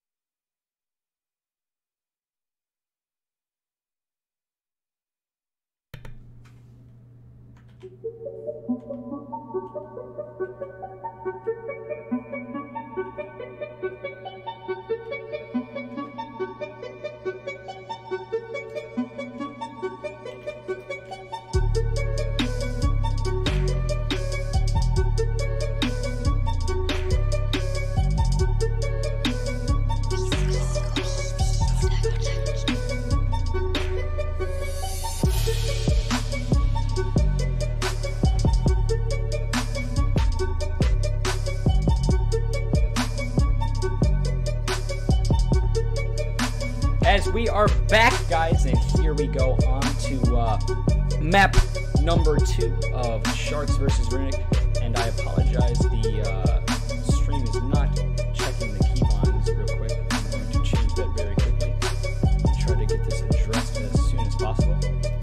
There we go. And we are here onto the map bans. Obviously, we did not miss anything, and we are on to the very first map ban. I mean, not map ban. Operator ban is going to be REDCUBE off of the board. Very interesting. That's not what we've seen. Haven't seen her falling off of it yet. It's always been Glaz and Blackbeard, but it's good to see a change of heart. Yeah, I think it's actually going to be a targeted ban, which will be the first one that we have seen this game. Same thing with the Lion, too. So Sharx is going to be countering Wolf, who has been using him almost exclusively on the attacking side. So now we're starting to see that now these two teams are comfortable with each other. They are going to be banning for the other team instead of doing these kind of general encompassing bans instead. And it looks like the first defender taken off of the board is going to be a Vigil. So very good choice on this map, used almost exclusively for roaming on this. So that's going to be a good choice coming out from Sharx. As when you take that Vigil off, that's just so much roaming. And I think we're going to see Pulse maybe come out here as well. Never mind. Mira once again. We're never going to see her again. That's just so unfortunate.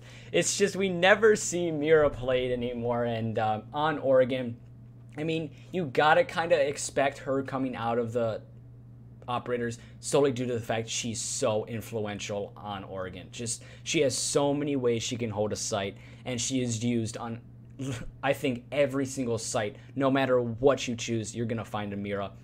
But unfortunately, you won't anymore, as she is going to be banned just like that. Especially when trying to hold Laundry. I mean, as we can see now, they're going to be going kids instead. But, I mean, with the Mira in Laundry, it's a very deadly combination because you can basically have complete control of a site. If you throw in an ADS, there is almost no way to get that Mira out of the cube.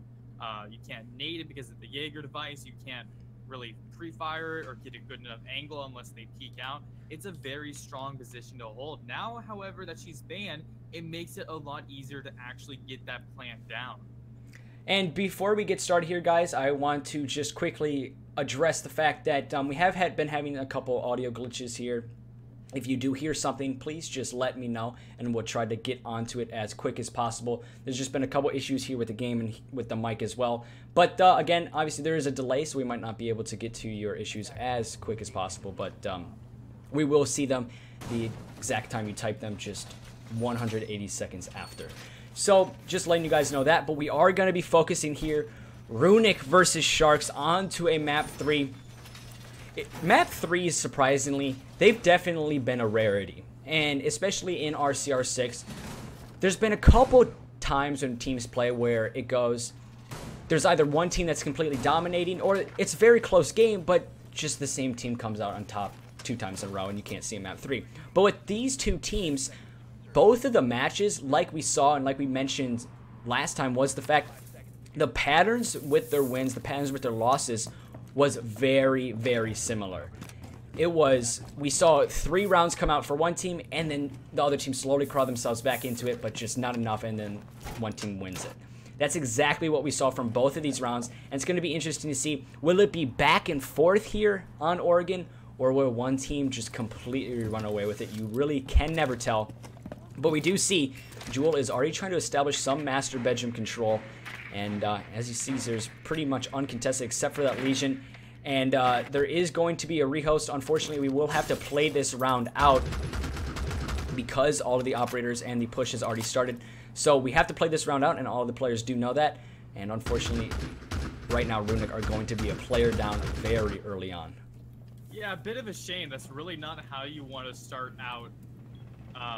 Not really how you want to start out the very first round of the third map, especially when it's kind of a now or never situation. Yeah. So press F to pay respects for this, but Wolf is watching that class from the hallway right now.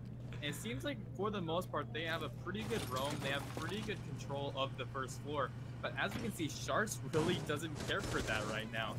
Drones are going to be coming out and they are making their way into the meeting hall, but they're essentially ignoring that entire small tower area, which is exactly where both Wolfie and his teammate Stance are playing right now. So they're just kind of considering them a non-factor, although Stance might be able to get a very good flank from behind on that big window. Nobody going to be out there just yet. The drone's coming out. Wolf is going to get spotted down, even though he was able to get the drone. Will they be doing anything with that? It looks like, however, Bach is going to get an early frag. That's going to even us up to a 4v4. They be able to take it back now. Sometimes the best way to not deal with a roam game is to completely ignore it, and that's kind of what we're seeing Sharx do right here, but it might bite them in the butt as just like that, Stance finds himself. Can he get two? He's not. Quickly traded out there. Back to a 3v3 here, and just like that, Tugmaster able to get another, and it's going to be a 2v3, and unfortunately because of that rehost, it might have been a 3v3 in this situation, but it is still a 2v3 in favor of the attacking team. Now all site focus is the main priority for Sharx, as all of the roam clear has been pretty much dealt with, and Repis does find himself in an off-site anchor position. Plague really being the only one who is deep on site and being that deep anchor. This is his role. This is where you want to see Plague, because he is just so good at holding off-site for as long as possible. But against a Blackbeard, that is something that is very, very hard. And Plague is going to try and get the headshot onto Jewel, but he tried to peek a Blackbeard, and that's going to be his mistake as Repis is able to find one, but Jewel is able to clear it out with a nice little 2-piece for him at the end there, and Sharx will take round number 1. Now, it looks like we will be going into the rehost as Sniffin has not returned back in time. So, actually, I am wrong there. Just getting in here at the brink of the rehost, and it looks like he will be able to choose his operator and hopefully won't be leaving the match until the very end. That was just, I guess, commentator's curse striking in a different way than what we've seen before, but perfect timing for him to come back on. He is going to be able to play in this round, so it is back to an even 4v4 here, but he has already seen that his team is in a downed position and has to bring them back up, and with his help, they definitely will be very happy that he's able to reconnect. But Blackbeard, again, coming out here from Jewel. I'm so happy that we're seeing Blackbeard come out. He is my favorite operator, and unfortunately, with the news that he's going to be getting nerfed again, it's glad to see that he's still being used very often so far. Yeah, and I actually think he's a little bit more prevalent now. We're seeing him used on maps where previously he was kind of more of a situational pick. He was being chosen mostly on border and consulate because he was able to get onto those windows and have a relatively safe position from those as well. But overall, I think that it's definitely a very interesting choice in what they're doing. And something to note here is we are seeing, when we were on the map pick of Runic, which was Coastline, they played defense first and they were able to come out with 3 defensive wins. Already, the pattern we've seen so far has been completely broken, as the first team to gain the advantage is the attacking team. And another thing to note as well is the fact Oregon is one of those maps that the reason it's chosen so often is because it's a map that's really 50-50. Both defense, both offense, they have really no advantage over the other team, and it really comes down to player skill. And just like that, Tugmaster is able to get Stance. Stance has gone down early almost every single time he's been on that roam, and he definitely needs to kind of figure out exactly what he's doing wrong, because it's not supporting his team, as they're already 5v4 down with 2 minutes and 20 seconds still left to go. Yeah, I think it's kind of hard to say if it's either Stance's fault or if it's just good droning and good gameplay coming out from Sharx.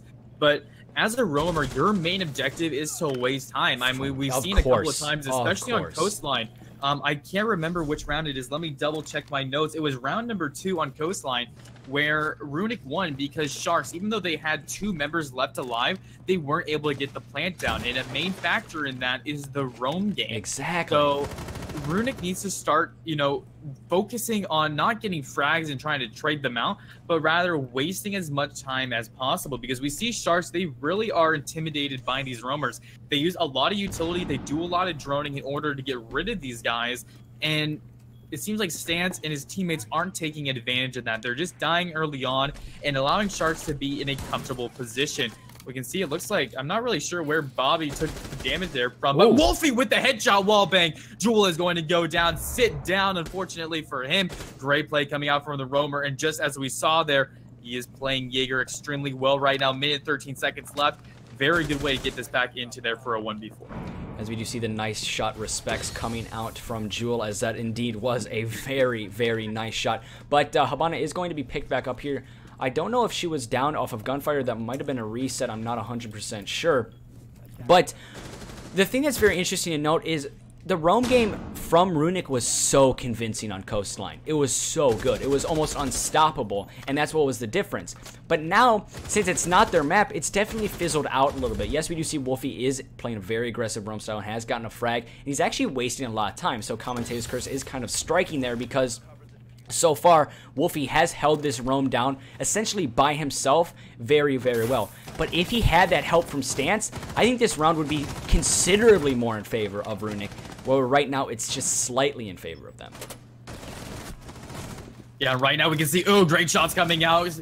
Clicks is able to find one before he goes down to Reapus is going to take out Tugmaster as well. Wolfie with a second one. Box is going to go down right now, and it's all up to Bobby, who isn't able to do it, and Runic are going to stay strong on the defense, and they are going to take round number 2 to even it up to 1-1, which is surprisingly the first time we have seen this in this series. Both times it was either Coastline going in Runic's favor for 3 rounds, or vice versa on Border with Sharx taking the first 3, but now it's finally evened up. So maybe that's kind of a what's the word I'm looking for, how the rest of this game is going to go, a prediction on that part. But it also is nice is that Runic had 5 players as well. Yes. That probably helps. Yeah, that definitely helps him a little bit. Going down early because of that rehost was a little bit unfortunate. But something I'd like to note is, as a caster, I don't always like to pinpoint certain players and their specific play. I'd always like to kind of look at the bigger picture and as a whole team. But something I just can't resist to talk about is how strong Plague has been as an anchor. He has probably been one of my favorite anchors to watch, right next to Penguin on Pathos, because he can secure a round on site almost by himself just because he's really smart with that anchor play. And I just give mad props to Plague, because he really is proving himself to be one of the most feared anchors in the league. And I said this to Penguin, who was on Pathos, who is now gone on to Wheelchair Gaming. The thing with an anchor is they're not as appreciated as fraggers, for sure, because you won't get as many kills, you won't get as, sometimes you actually get more because you can have to clutch out rounds, but you won't get as many kills, you won't pull out as many highlight plays, but I think you're doing more to the round than the fraggers. And it's very similar to defense in kind of sports games such as soccer and football.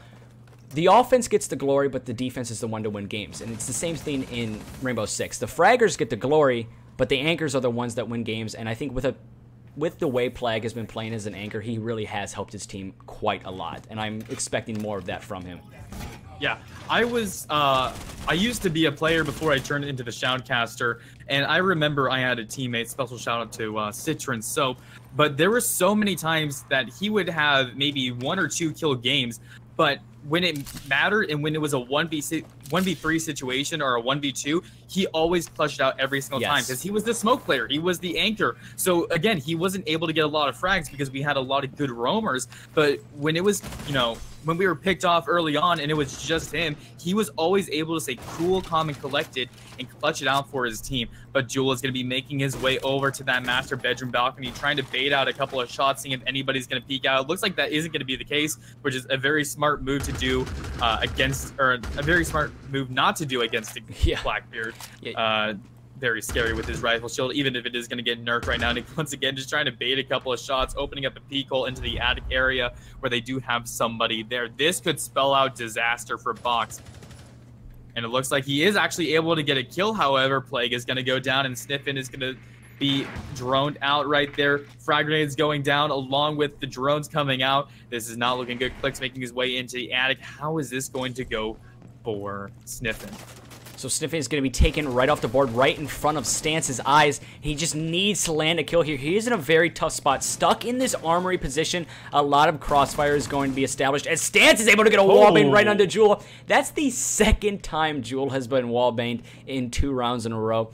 Very unfortunate for him, but again, just a nice shot there from Stance. He's in a tough spot here. And the Zophias are also coming in. This is not looking good for Stance. He's in a tough spot, a lot of pressure on him, but again, pressure shapes legends. Let's see what he can do here.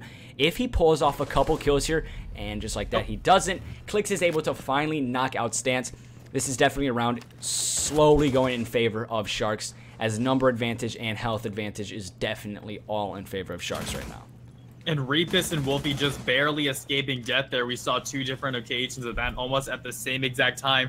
Meanwhile, Bobby is going to be throwing down the Texan Dynamite. That's going to open up the closet wall and give him a really nice sight lane and allow the ability to get the diffuser down and plant that in order to play the objective. Wolfie watching the back of White Stairs as Reapus tries to get a frag onto the closet area. Not able to land his shots, however, taking a lot of damage in return. Wolfie trying to get the frag, but it's not going to be enough. Yes, it is. Box is going to go down, and with the TK, Bobby is going to find Wolfie, and that's going to even this up to a 1v2 almost.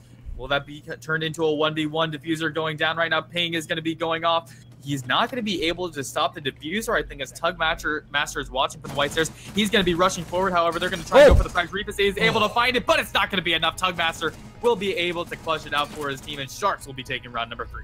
That was almost a huge mistake there from Master, not catching Legion on that first rotation, and also Legion able to get the kill on the diffuser. If Legion escaped into that armory area, that round was going to the defense, for sure. There was not enough time to get that replant down, and Legion definitely had a lot more control in that situation. But Tugmaster was able to stay calm and collected, and like we've said just about 10 seconds ago, that is a recipe to a very, very good player. He's able to get the second rotation on the Legion, finally kill him, and get another round for Sharx. All of these rounds really have been coming down to the wire. Even when it seems to be a situation that's a 2v4 or a 1v5 even sometimes, it's always come down to one-on-one gunfights, and that's very interesting to see, and it just points to how close these teams are.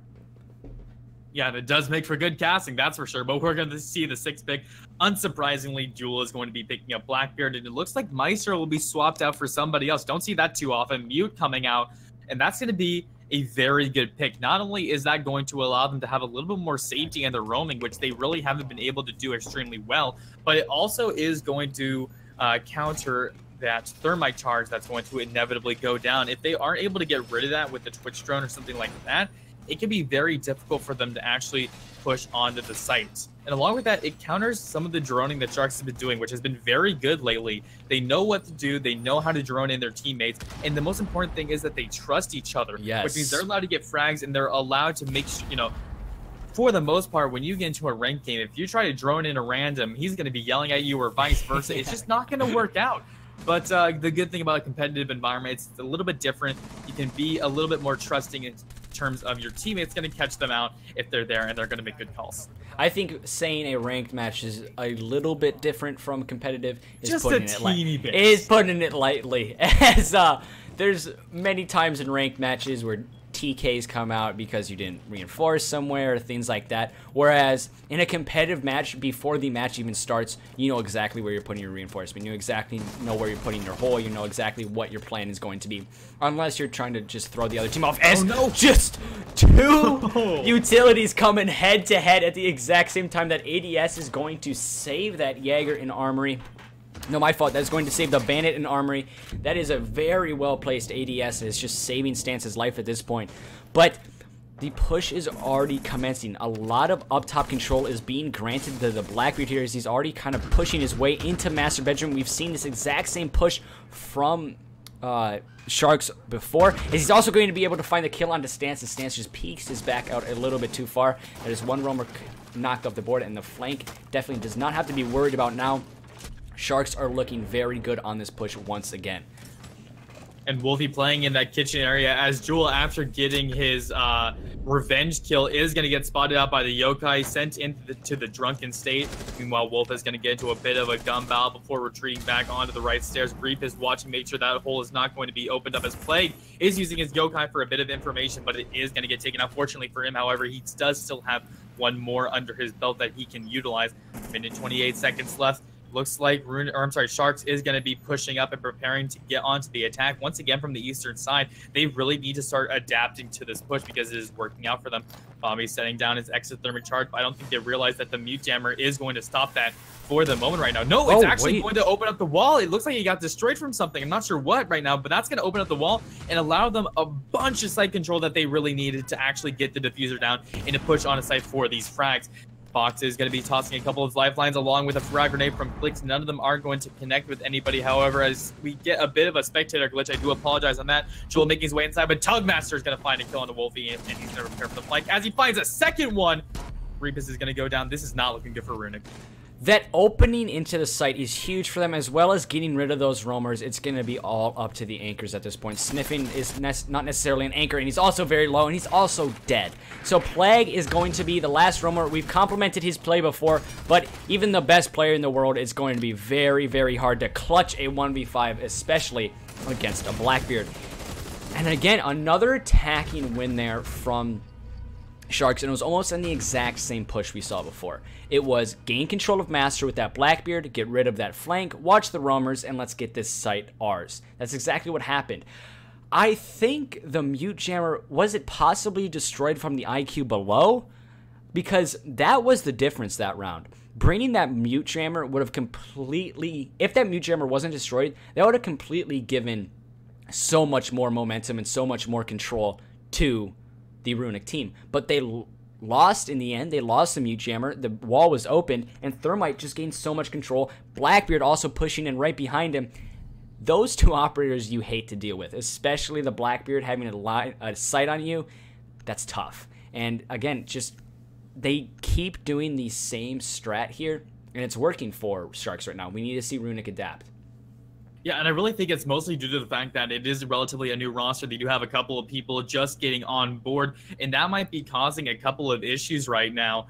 But, you know, they had a strong showing on Coastline, and even if they do lose this, they are going to have the they are going to be allowed to say that they are the first team to take a map off of Sharx in REDCUBE, so that has to feel good.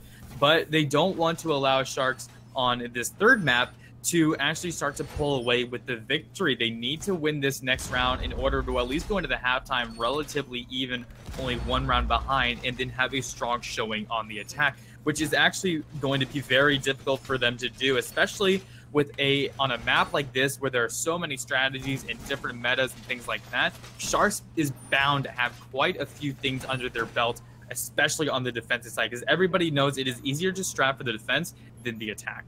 And something that's also interesting to note is with the roster changes that you mentioned a little bit earlier on, is Wolfie, if I'm not mistaken, he's an anchor. His main style of play, he's an anchor player, but he has been the Jaeger on the roam for a significant portion of this entire match.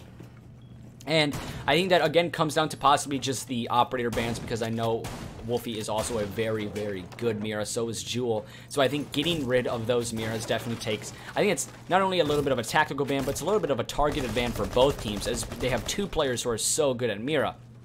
And as we see, I have no idea what Clicks was doing right there, but a little bit of a... I think glitch on his end from Rainbow Six, but it should be all sorted out now. But we need to just see more site control from the defense here, and I think that is why we're seeing almost everybody except the Valkyrie is going to be on site just waiting for some type of push.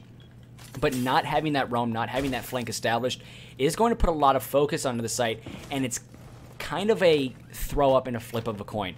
Do you want to sacrifice the roam for more focus on the site, or do you want to roam deeply and then also potentially lose those roamers very quickly and lose numbers very quickly? Right now, we're seeing Runic do the first option, which is focus more on site.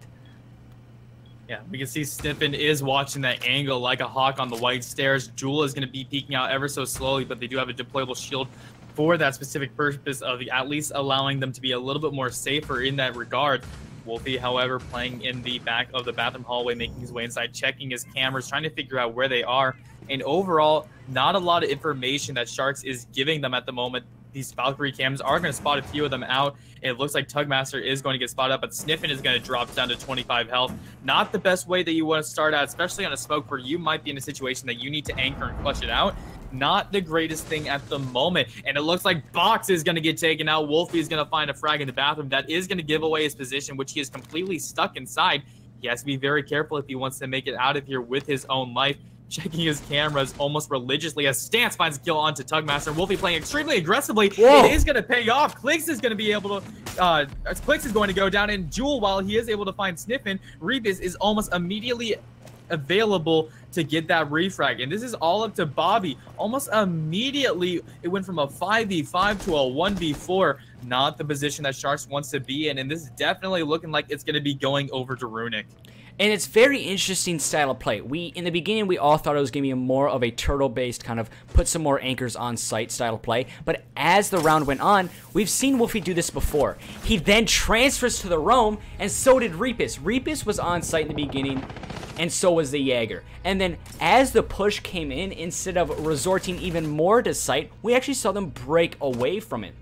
Similar to the play we saw in Coastline from Runic. They broke away from the site when they had pressure, and then they established the flanks.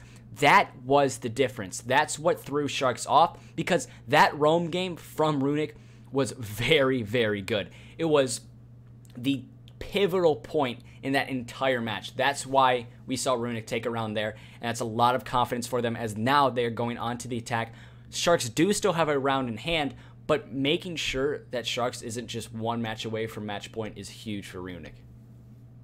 Yeah, definitely the position that they want to be in. And, you know, really, I think that Sharx is struggling a little bit against this team. I'm not sure what is going on, but that was a very decisive Coastline victory. And even though they had one for themselves on border, it looks like this one is starting to be a little bit more even. And I thought this was definitely going to be going in Sharx's favor. Once again, this is a very strat-heavy map. There are concrete, objective strategies that usually work. And it just seemed like no matter what Sharx was doing in that last round, they couldn't do it. They couldn't handle Wolfie roaming around. They couldn't handle the tiny little kill holes created. It just didn't work out for them in the end. But we are going to be going into the second halftime, and this is where Sharx, I think, is going to thrive on the defense. Yes. I think they're going to be pulling out a couple of crazy strategies. I think it's going to be really, really hard for Runic to actually adapt. And if, you know, Sharx is able to take the next two rounds, I think that they are going to be winning this 6-2. We've seen it on border. We saw some absolutely out of this world type of strategies from Sharx, and Runic were just not able to adapt. They weren't able to kind of figure out exactly what they want to do on border.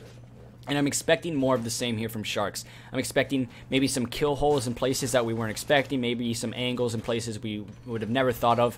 But that's just what comes with a team that is as experienced as Sharx. Runic, I think they're going to be expecting the same thing we are. They're expecting something that's a little bit different, something that's a little bit odd.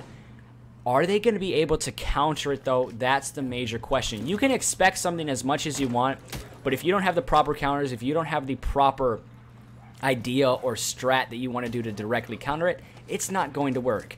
And what I'm seeing right now from the operator choice is we could possibly see a Yin plant, quick plant kind of style of play. This was the meta when Lion used to be so very good. As with that glass, with that Yin, getting control maybe on that default plant area is the objective of Runic right here. Yes, exactly. Bobby, however, he is going to be roaming. I'm sorry, that's going to be Wolfie instead. Bobby peeking out that laundry stairs. Now, the armor panel is up there, but he is watching for a kill angle to be opened up on the armory stairs, patiently waiting for that to get open. But it doesn't look like Runic is going to be doing that right now. We can see instead they're going to be droning out the second floor, trying to figure out where the roamers are and trying to see if they're able to get a pick early on. We noticed that it looks like Box was playing in the attic area at the moment, and it didn't seem like he was going to get droned out. Meanwhile, however, Clicks is going to get spotted out on the drone as they continue to push on the site. Box dropping in a meeting, and he's going to get punished for that heavily. Stance is going to be able to take him out, and once again, it looks like the Jaeger who's playing in kitchen is going to get droned out. Now, the question is, will he be like Wolfie and get a refrag before he dies, or is it going to just drop back? Almost gets the kill on his Stance, dropping him down to about 5 health. And it looks like he really wants that kill as he immediately goes back onto this tower stairs. He's like, hold on, I almost got that. Let me return back.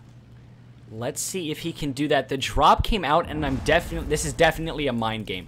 If he gets droned out, obviously all momentum for him is kind of knocked off the board, but Clix is finally able to get that well-needed kill, or well-wanted kill that is for him, as he's able to finally kill Stance. That is Ash off of the board, and now it is back onto level terms. So they do have the trap door opened, and this definitely puts a lot of pressure on the defense. Very interesting angle here from Maestro, as he's just waiting for any type of rotate back into that meeting hall area, but it seems all of the attacking players are going to be surrounding this trapdoor. They are definitely going for a default Yin Glass type of push, as Reapus with that Glass, we've seen him do this before. He is so strong with Glass. You don't want to get into his crossfire because it's almost a guaranteed kill for him. So they are going to be baiting out one smoke. That is huge for them, but now the push is going to be coming in as the Candelas start flying. Smokes are going down, and it's going to be overall chaos and anarchy as Tugmaster is going to find a kill with his nice Evil Eye. Watching the angle, they are going to have to get the diffuser down. 15 seconds left. Stiffen is trying to pre-fire the angle consistently, but he's not able to do so. Jewel with a great pick. Reapus is going to get taken out, and while Wolfie tries to get the refrag, he is going to succeed, but not before getting down to himself, and Tugmaster is going to find a frag onto Stiffen, with Sharx taking a decisive defense round. That looked really good from Runic. It's just, it took too much time. They got everybody in good positions. They got everybody in spots that they needed, but they didn't have enough time to bait out the smokes. They didn't have enough time to destroy the Maestro cams. It just comes down to time management. They had to force the push when they definitely shouldn't have pushed, and that's why we saw that Habana with the diffuser die so early, because she had to stick to plant. She needed to get that plant down in that situation, because we saw when she dropped it, the attack definitely was just fizzled out there. So now we're seeing, because of that lack of time management, Sharks are onto match point, and Runic, they got to figure something out here if they don't want to lose this series, because going on to match point, that's going to give Sharks a lot of momentum, and it's going to be hard to crawl back from a 5-2. Yeah, definitely. I mean, it still is possible. Don't get me wrong. Definitely is something that Runic could do, but it's not something that you really want to do. You want to, essentially the idea is to 6-0 every time. Obviously, that is never the case for any team every single time, but that's kind of the mentality that you want to go into this with. You don't want to be dropping rounds that you have the ability to win. Yeah. And that's what the situation is with Runic right now. They have the ability to win that last round.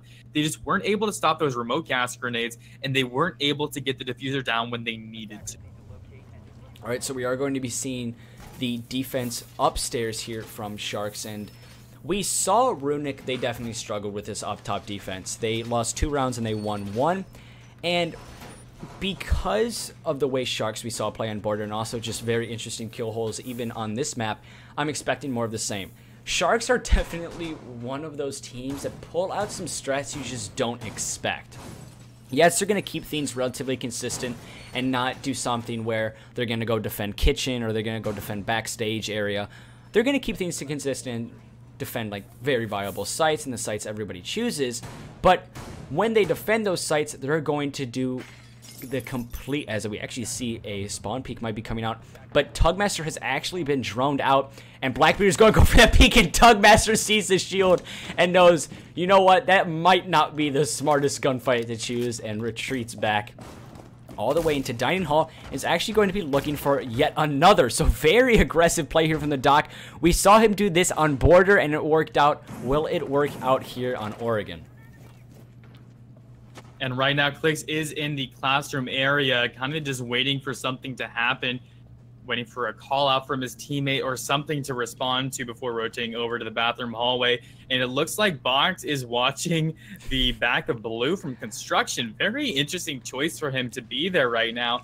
But I have a feeling if they did go that way, it would be so surprising that it would just honestly work. It's one of those things where you can do it once, you're never able to do it again. Yeah. But it looks like they are going to be instead focusing on a different sided push. Instead, they're going to be making their way from the small tower / armory area in an attempt to collapse onto them. And Reapus is able to get that exothermic charge down relatively early on.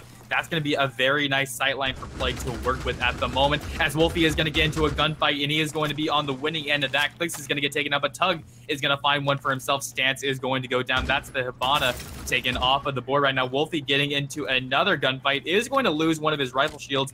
Good thing for him is he has a second one to pop right back on as he peeks over once again. Is he able to get the kill? Close, very, but not enough. Bobby is still, oh, he is actually able to get, I was going to say he is injured and has the possibility of actually getting back in there. Wolfie, he doesn't realize, though, there is going to be the flank. Oh, is he able to call it out right now? Yes, he is. Tugmaster's going to go down to 3K for Wolfie right now as Box finds a kill with the Nitro Cell, and Sniffin is going to get the refrag on that. This is all up to Jewel, and that is an amazing 3K from Wolfie, and it's going to be very difficult for him to do anything in this position. But is he going to be able to get the spray done? Yes, he is. The injure's going to come out, and he is able to get the kill from below. Great shot coming up from him. He might be able to clutch this back. If Jewel clutches this back, he has a very solid chance. The reason that is because, well, the plant does come down, so it's going to be forcing a retake, but both of the players for the Runic team are extremely low. Both of their health combined doesn't even equal half of Jewel's health. So, yes, it's a 2v1, but essentially, you could say it's a 1v1 as there's a spectator glitch there, but he's able to get one there. Wolfie is down. That's the Blackbeard. That is the one that is so hard to kill off of the board, and it's going to be up to the very, very low Thatcher. And just like that, the Jewel 1v3 clutch is able to get it. That has to feel good for Jewel, especially to push this into match point. And such a shame because Wolfie had an amazing fragging round. 3 kills under his belt right there. We can see he is top fragging at the moment on a Blackbeard. You really don't see that too often. So great plays coming out from him, but it just wasn't enough at the end there. Unfortunately for him, he wasn't able to get the 4th one. And now they're going to have to claw their way back from a 5-2 loss to actually get back into this and push into overtime.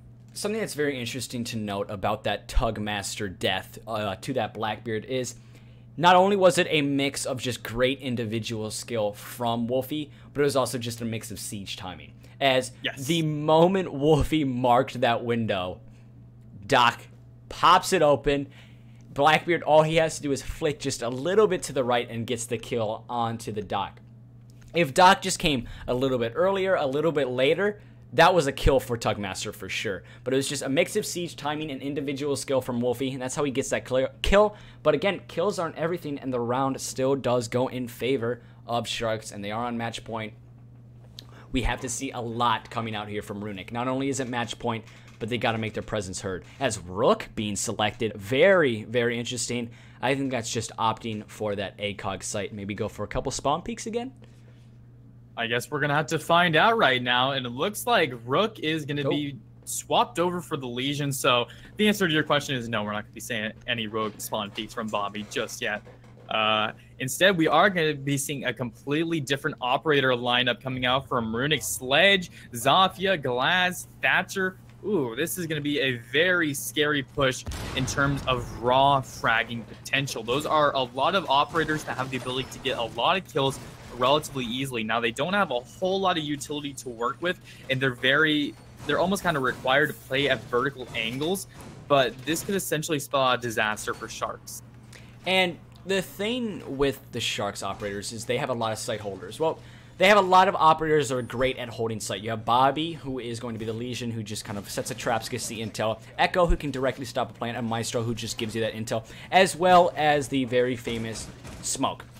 The only relative, I guess, roamer, as we do see Castle, he does roam a lot, is going to be only that Castle. Everybody else is more of a site-focused operator. So, with this raw fragging potential, and with just the operators that Runic are bringing, I think that's a fairly good counter to the operators that Sharx are bringing, because everyone on Sharx is going to be holding down angles, but if you hold that angle just a little bit more aggressive, you force those operators, as actually Tugmaster is instead not going to be holding sight. He's actually going to be going for a very interesting peek here, a little bit late in the round, not going to be watching any rotates from there.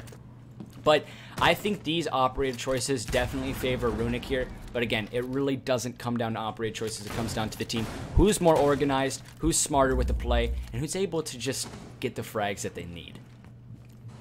I'm going to have to agree with you there right now. Plague is going to be peeking out into the main lobby. He has the ability to destroy that armor panel, but it is a bit of a double-edged sword, because if they are able to get the plant down, it's going to be making it very difficult for them to get a flank from the meeting hall without destroying that castle barricade and giving away your position. So it could essentially work in the attacker's favor as Stance makes his way onto the roof, trying to see if he's able to spot anybody out. Meanwhile, Wolfie and Reapus are in that armory area as they begin to push out onto Bobby, but Bobby with a great pre-fire is going to take out Reapus. Zombie is going to go down, but it's going to be almost immediately refragged by his teammate. Wolfie is going to find a kill once again. Not too surprising the way he's been playing right now. Tugmaster looking for a spawn peek, isn't going to spot anybody out with his ACOG just yet. Meanwhile, Sniffin playing in the classroom area, watching Kitchen as they try to get map control. Right now, they don't realize exactly where everybody is. Box has a great angle. Tugmaster is on the back of the stairs. And even though they were able to find one roamer off of the board, and a relatively important one, they don't have a lot of map control right now. But a great angle from Stance right there, is able to throw a couple of nades into the cube area, but none of them are going to properly land. 58 seconds left. They have to push now. The push has to come out here very, very soon. A lot of site control, like I said. There's a lot of site holding operators, but most of them are actually roaming as Castle finds himself in a position, but he's not actually going to be going for that flank. He's going to try to kill that Claymore, and he does. And the site push is going to be coming down here now from the Maestro, and Glaz is going to be holding down that angle. The plant is coming down. Smoke is going to just be perfectly placing one of those toxic babs, and just like that, Sniffing though is able to refrag. The plant needs to come down here right now. This is definitely favoring Sharx, even though numbers are in favor of Runic. When that plant not down, there's absolutely zero pressure to get a frag at this point. And just like that, with the Echo, with the Maestro, with the smoke, getting that plant down is going to be almost impossible, as well as Jewel getting a huge kill and also getting the kill with the diffuser. It's going to be all up to Sniffin with 9 seconds left. He has 100 health in a dream, but it's one-on-one. He has to go for the frag. He's actually going to be opting for the diffuser. He's not going to be able to place it down in time. He actually is going to give the round to the defenders. Aw. Unfortunate there. What a shame to end it, not with a yell, but with a whimper. Sharx is going to be able to take map number 3, 6-2. Very noble attempt coming out from Runic. They were able to take a map and turn this into a 2-1 situation for Sharx, but overall at the end there, it just wasn't enough. Thank you guys so much for watching. 3 fantastic games. Definitely was exciting to cast. Oh, for sure. And I think just one of the biggest things to take away is obviously Sharx have got to be the most feared team in the league for sure, but also a team you got to put on your radar, Runic. They have built themselves a very, very strong team. The first week of games, we saw Runic, we looked at them, and they're like, okay, they're not bad, they're not bad. They got 2 huge roster changes. They got Reapus and Wolfie, and we saw the effect they had on that team. Combined with just great anchor play from Plague, and just the fragging potential of Stance, and just the IGL of Sniffin, that's a strong team. That is a very, very strong team, and you definitely got to put Runic on your radar. They put up a fight with the most feared team in the league. But that's not going to be it for today. Obviously, the game is over, but the full story is not seen yet, as we're going to see exactly what was going through the mind of the Sharx players when they were going through all those games, what was going through their head, as we're going to be right back with you guys with the post-game interview in about 4 minutes here.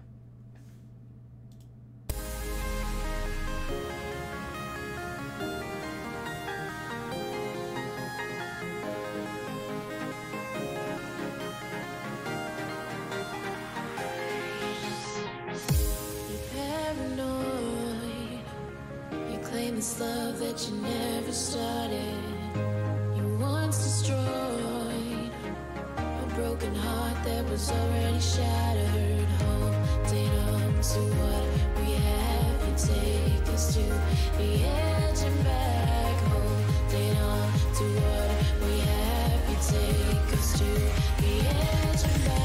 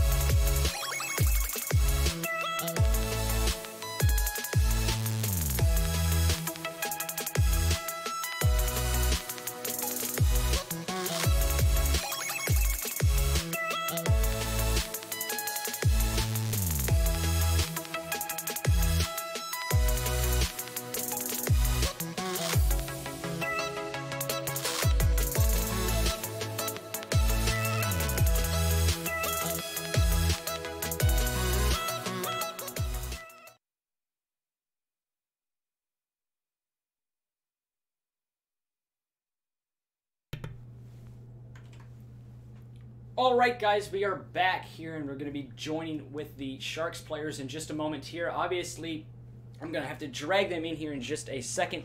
But for a second, let's just take a reflect onto that match. We definitely were expecting Sharx to come out. They have been the most feared team this entire time.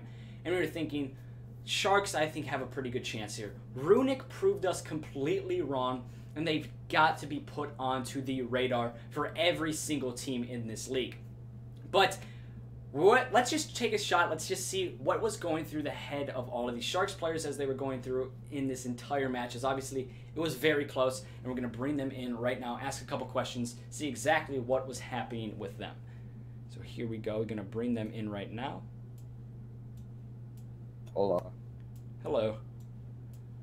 All right, guys, so I'm joined here now by the Sharx players, and I'm just going to get right into it. So, going into this match, you guys are undefeated, have never lost a match. Does that change anything, or are you going to take the match exactly how you've been taking it this entire season? All right, Tug, you can wrap me out. Go ahead. You can say how cocky I was. Go ahead.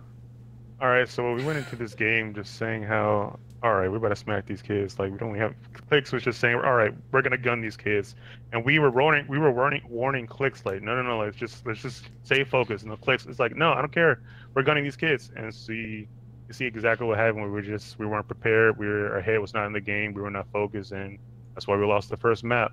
And then after that, we just also it was like we just need like warm up, because we literally get on the game and go right into the game. Like, we don't have no warm up.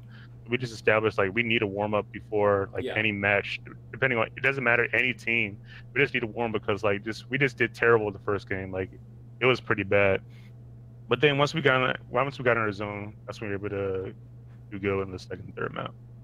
All right, that actually leads perfectly into my next question. Is after the tough loss on the very first loss Sharx has ever taken in RCR6, what did you guys do? Like, what was the hard reset for you guys to come back onto Border, win Border, and then in the end win the series on Oregon? We used that first map as a warm-up, essentially, because like without a warm-up, the main thing that I've noticed is that we're not in the mindset of refrags or playing off of each other. And so it's like once we have that warm-up, like that map was our warm-up, because we didn't get a warm-up before then. Yeah. Because Bobby had to do like taxes or some shit. So we didn't get a warm-up before it, so Coastline was essentially our warm-up. Well, after that map, we got in the mindset of refrags and playing off of each other and actually playing coordinated with drones and playing off of our drones. And once we got that, we just played much better, because we were in the mindset of actually playing competitively instead of ranked. All right, yeah, that's actually going to be all my questions for today. Two very short ones, but Nitrox, do you have a couple? Yeah, one of my questions is that, you know, you guys are obviously undefeated right now. You are 4-0, but it was a little unstable in this match against Runic. How are you guys going to prepare for the next game in the REDCUBE League? Are you going to be changing anything different from what you guys have been doing the past few, or are you just going to kind of keep going with the flow and doing the same thing you've been doing so far? I think as far as like strats go, we're probably going to mix some stuff up. Nothing too big. The biggest change, I think, we're just, like Tug already said, we're definitely going to make sure that we have a warm-up scrim in line before our next match, because, you know, as Joey said too, we're not in the mindset until we already play one map through, and then, you know, we kind of start to get a little angry, and we played together better, I think. Oh, just to add on that, just like every game, we adapt more, and like we just learn like, oh, we need to shoot a hole here so we can help above, or we need to shoot a hole here so we can stop the plant. It's just those little things like that that can really help us in the long run when it comes down to planting the bomb, because a lot of those, almost all three games, it came down almost to like just planting the bomb, trying to win that gunfight, and just trying to like disperse and just trying to get control back. But it's just like we're just still evolving, trying to keep that control at the beginning, so we don't have to rely on more of skill, rather than we can just rely on strat and depending on our teammates to cover our angles and stuff like that. We're still learning, and I feel like we're pretty good so far, and we have a good road ahead of us. All right, cool. And my final question is, you guys are 4-0. You've been doing very well. I know you guys are an ESA invite. You're doing well there. You took third place at a recent DI tournament. I'm not going to ask you for a secret as to like what makes a good team, but what is one thing that you think could help lower tier teams who are kind of struggling in order to improve themselves? Like, do you guys have any advice for that?